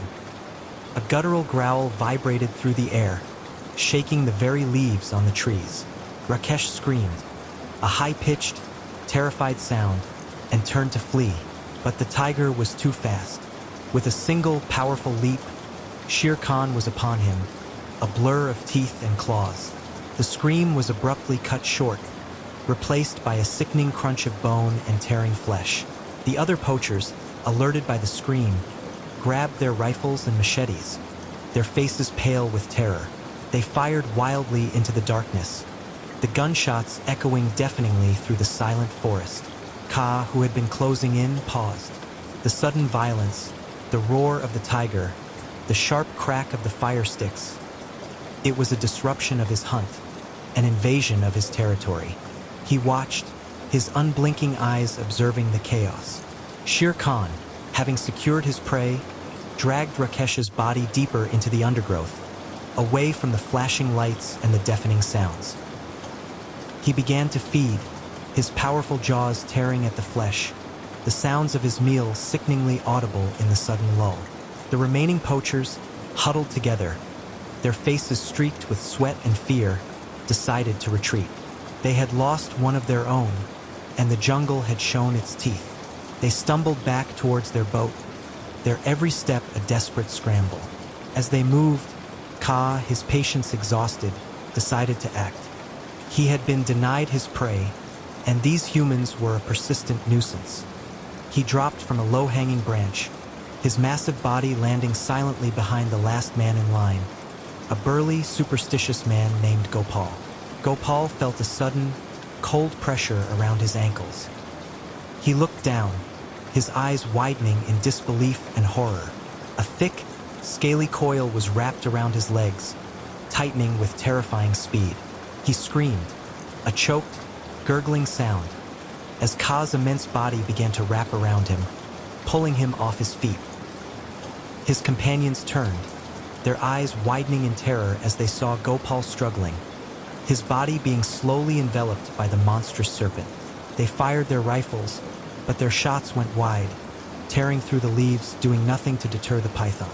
Ka, unperturbed, continued his deadly embrace, his coils tightening, crushing the life out of Gopal. The man's screams faded into a desperate gasp, then silence. The other poachers, their faces contorted with absolute terror, abandoned their friend and fled, scrambling through the dense undergrowth, their fear a palpable thing. Ka, having secured his meal, slowly dragged Gopal's lifeless body into the deeper shadows, his scales glistening in the faint moonlight. He began the slow, arduous process of consumption, his jaws unhinging, his body stretching to accommodate the large meal. As Ka fed, a new presence entered his immediate vicinity, Shere Khan. The tiger, having finished his own meal, had been drawn by the lingering scent of the humans and the subtle vibrations of Ka's feeding. He padded silently through the trees, his eyes fixed on the massive python. This was different from their usual encounters. There was no subtle dance of dominance now, only a raw, primal tension. Both were sated for the moment, but the intrusion of the humans had disrupted their world, pushing them into a closer, more volatile proximity. Shere Khan let out a low, challenging growl, a sound that vibrated through Ka's massive body. The python paused his meal, his head rising slowly, his unblinking eyes meeting the tiger's burning gaze. The air crackled with unspoken threat. Then, Shere Khan did something unexpected. He moved closer, not in aggression, but with a strange, almost curious intensity. He circled the feeding python, his tail twitching, his muscles coiled. He sniffed the air, taking in the scent of the human, the scent of the python, the scent of the disturbed jungle. Ka, for his part, remained still, his focus divided between his meal and the looming threat. He could sense the tiger's power, its immense strength, but he also sensed something else, a shared understanding, perhaps, of the true enemy. The tiger finally stopped, settling on his haunches a few yards away, his eyes still fixed on Ka. He let out a soft huff, a sound that was almost a sigh. It was a gesture of acknowledgement, of a truce, perhaps even a shared disdain for the two-legged creatures who dared to invade their domain. The jungle, for a moment, fell silent. The only sounds were the rustling of leaves, the distant calls of night birds, and the slow, rhythmic sounds of Ka's consumption. The poachers who escaped the Sundarbans never returned. They carried with them tales of unspeakable horrors, of a jungle that consumed men whole, of shadows that moved with terrifying speed, and of eyes that glowed red in the darkness. They spoke of a tiger whose roar shook the very earth, and a serpent whose coils could crush steel. Their stories, dismissed as the ravings of madmen, became whispered legends in the coastal villages, a warning against venturing too deep into the black mire. But deep within the Sundarbans, the ancient cycle continued. Ka and Shere Khan, the serpent and the tiger, continued their reign. The humans had brought disruption, had forced them into a new, uneasy understanding. The jungle had shown its teeth, reclaiming its own, and the two predators, in their own terrifying ways, were its instruments. They were the guardians of the deep, the silent, deadly response to humanity's relentless greed. And as long as the black mire held its secrets, and the earth bled its oil, the jungle would continue to whisper of the horrors that lurked within its embrace, waiting for the next trespasser. The silence of the Sundarbans was not empty. It was merely waiting. The hospital room was bathed in the soft glow of the night light, a comforting beacon in the otherwise sterile environment. Sarah watched her newborn, Lily, sleeping peacefully in the bassinet beside her bed. Lily was tiny, perfect, a miracle of soft skin and delicate features, barely a day old. Yet, despite the overwhelming joy that swelled in Sarah's chest, a faint, discordant note hummed beneath the surface. It was a whisper of unease, a feeling she couldn't quite shake since the moment Lily had been placed in her arms. It wasn't the usual new parent anxiety, the fear of doing something wrong, or the exhaustion that clung to her like a second skin. This was different. It was a chill that had nothing to do with the air conditioning, a prickling sensation on her skin that suggested unseen eyes. She dismissed it as sleep deprivation, the lingering effects of the epidural, or simply the overwhelming emotional intensity of childbirth. Her husband, Tom, a man of unwavering practicality, had already succumbed to sleep in the armchair by the window, his gentle snores a familiar comfort. Sarah, however, found herself staring into the dimness, listening. The hospital was usually a symphony of hushed footsteps, distant beeps, and the occasional murmur of voices. Tonight, it felt unnaturally quiet, as if holding its breath. Lily stirred, a tiny sigh escaping her lips. Sarah leaned over, her heart melting at the sight of her daughter's miniature perfection. As she watched, a fleeting shadow seemed to pass over Lily's face, too quick to be real, too subtle to be anything but a trick of the light. Sarah blinked and it was gone. The first incident occurred that very night. Sarah had finally drifted into a fitful sleep when a sound jolted her awake. It wasn't Lily crying. It was a soft, rhythmic tapping coming from the bassinet. Top, top, top. Sarah's heart pounded. She sat up, her eyes straining in the dim light. Lily was still asleep, but her tiny hand, no bigger than a teacup, was moving. Her index finger was tapping gently, repeatedly, against the plastic side of the bassinet. Sarah frowned. Newborns didn't do that. It was too deliberate, too coordinated. She reached out, gently taking Lily's hand in hers. The tapping stopped. Lily's fingers curled around Sarah's own, a surprisingly strong grip. Sarah held her breath, waiting. Nothing. She attributed it to a reflex, a random twitch. Yet, the image of that tiny, tapping finger lingered, unsettling her. They brought Lily home 2 days later, to their cozy, sun-filled house on the edge of town. The nursery, painted a soothing lavender and adorned with whimsical cloud decals, felt like a sanctuary. For a few days, the initial unease receded, replaced by the chaotic, joyful rhythm of new parenthood. Diaper changes, sleepless nights, the overwhelming scent of baby lotion, and the sheer wonder of watching Lily discover the world around her. But the incidents returned, subtle at first, then increasingly unnerving. The tapping in the bassinet became more frequent, sometimes accompanied by a faint scratching sound, as if tiny nails were dragging across the plastic. Sarah would rush in, her heart in her throat, only to find Lily sleeping soundly, her hands tucked innocently beside her head. Then came the whispers. Sarah would be in the living room folding laundry when she'd hear them. Faint, breathy sounds, like someone murmuring just beyond the threshold of hearing. They seemed to emanate from the nursery. She'd creep to the door, pressing her ear against the wood. But the moment she did, the whispers would cease.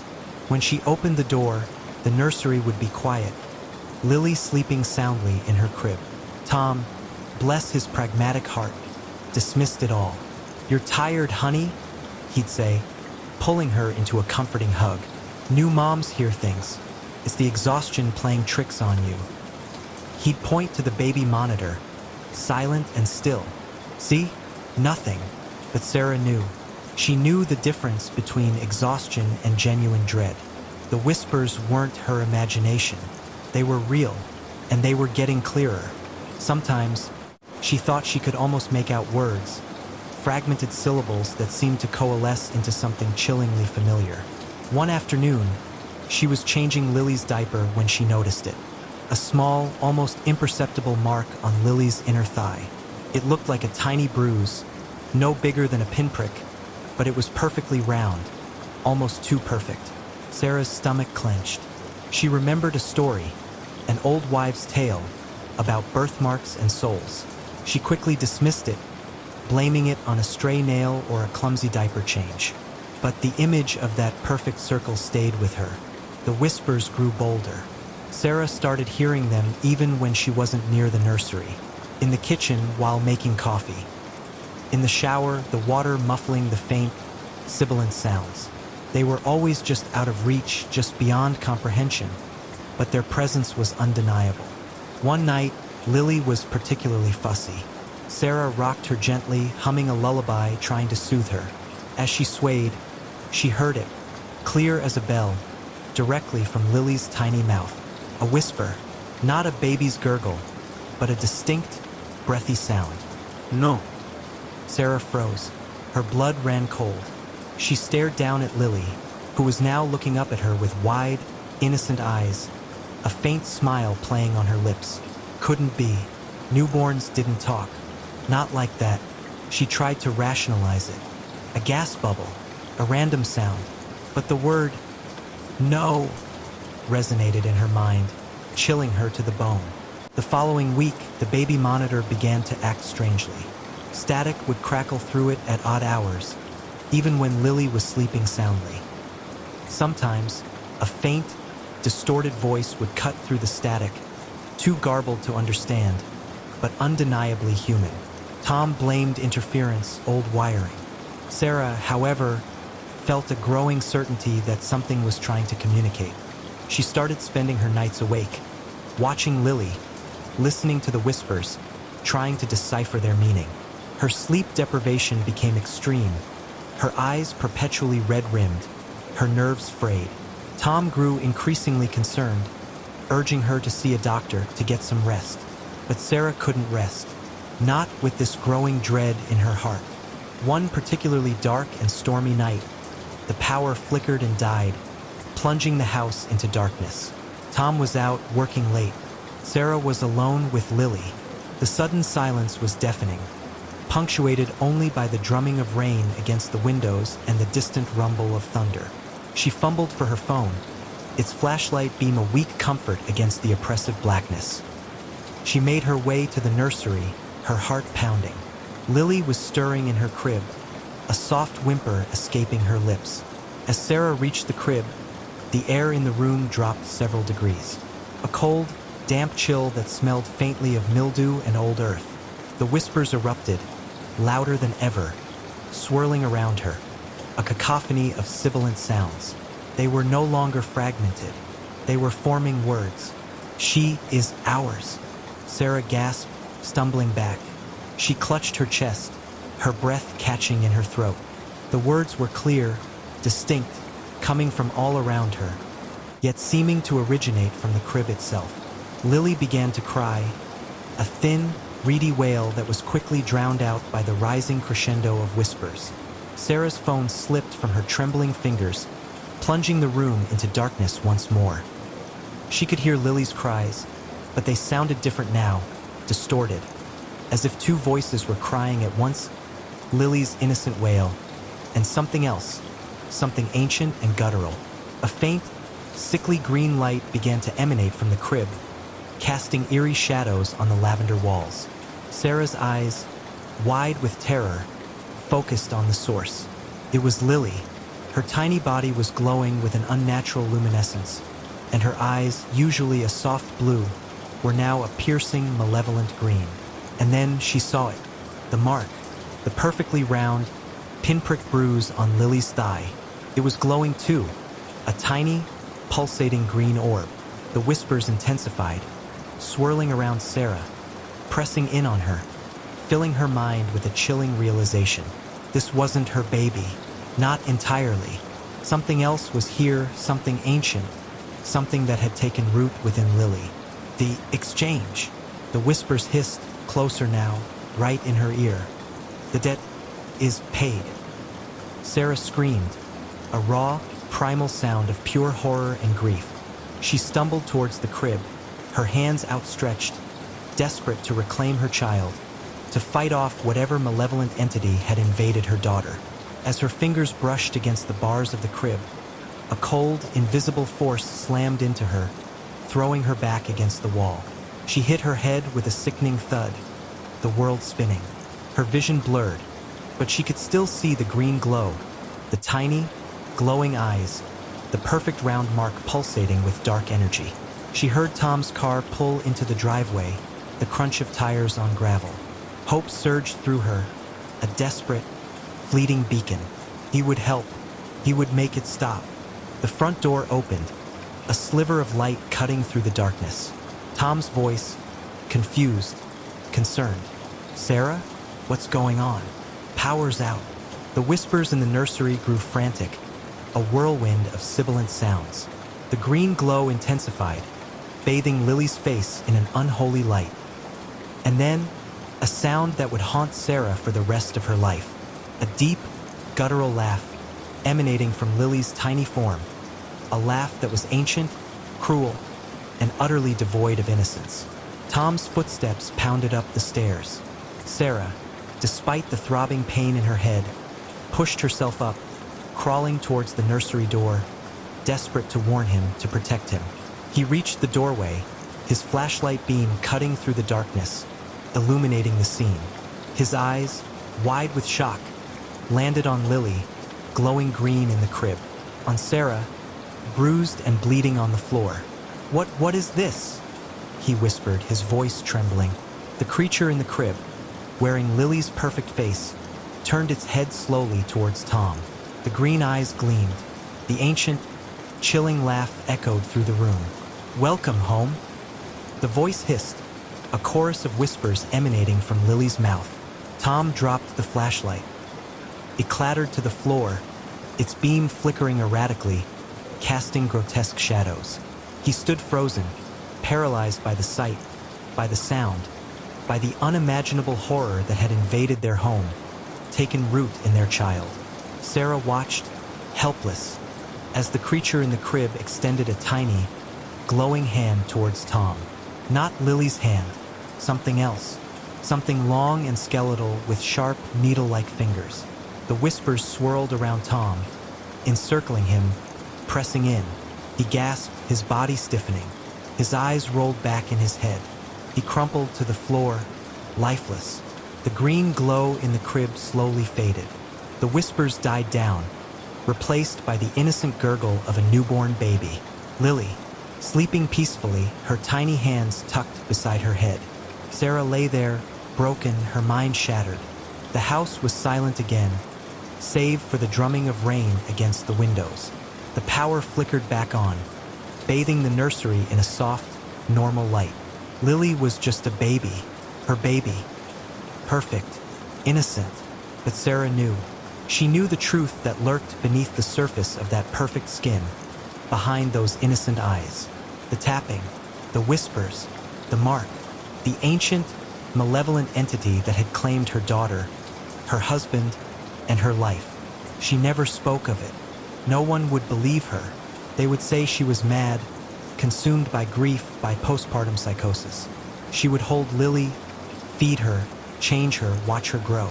And every day she would see it. The faint, perfectly round mark on Lily's thigh. The occasional, fleeting glint of green in her eyes. The way she sometimes tapped her tiny finger against the side of the crib. A soft, rhythmic sound that echoed the whispers of a terrible, ancient secret. The house was quiet now, too quiet. A silence that was not peaceful, but heavy with unspoken dread. Sarah lived in that silence, a prisoner in her own home, haunted by the knowledge that the child she held was not entirely her own, that a piece of something dark and ancient had been exchanged, and that the debt, though paid in blood and sanity, would never truly be settled. The cradle's whisper had become her eternal nightmare.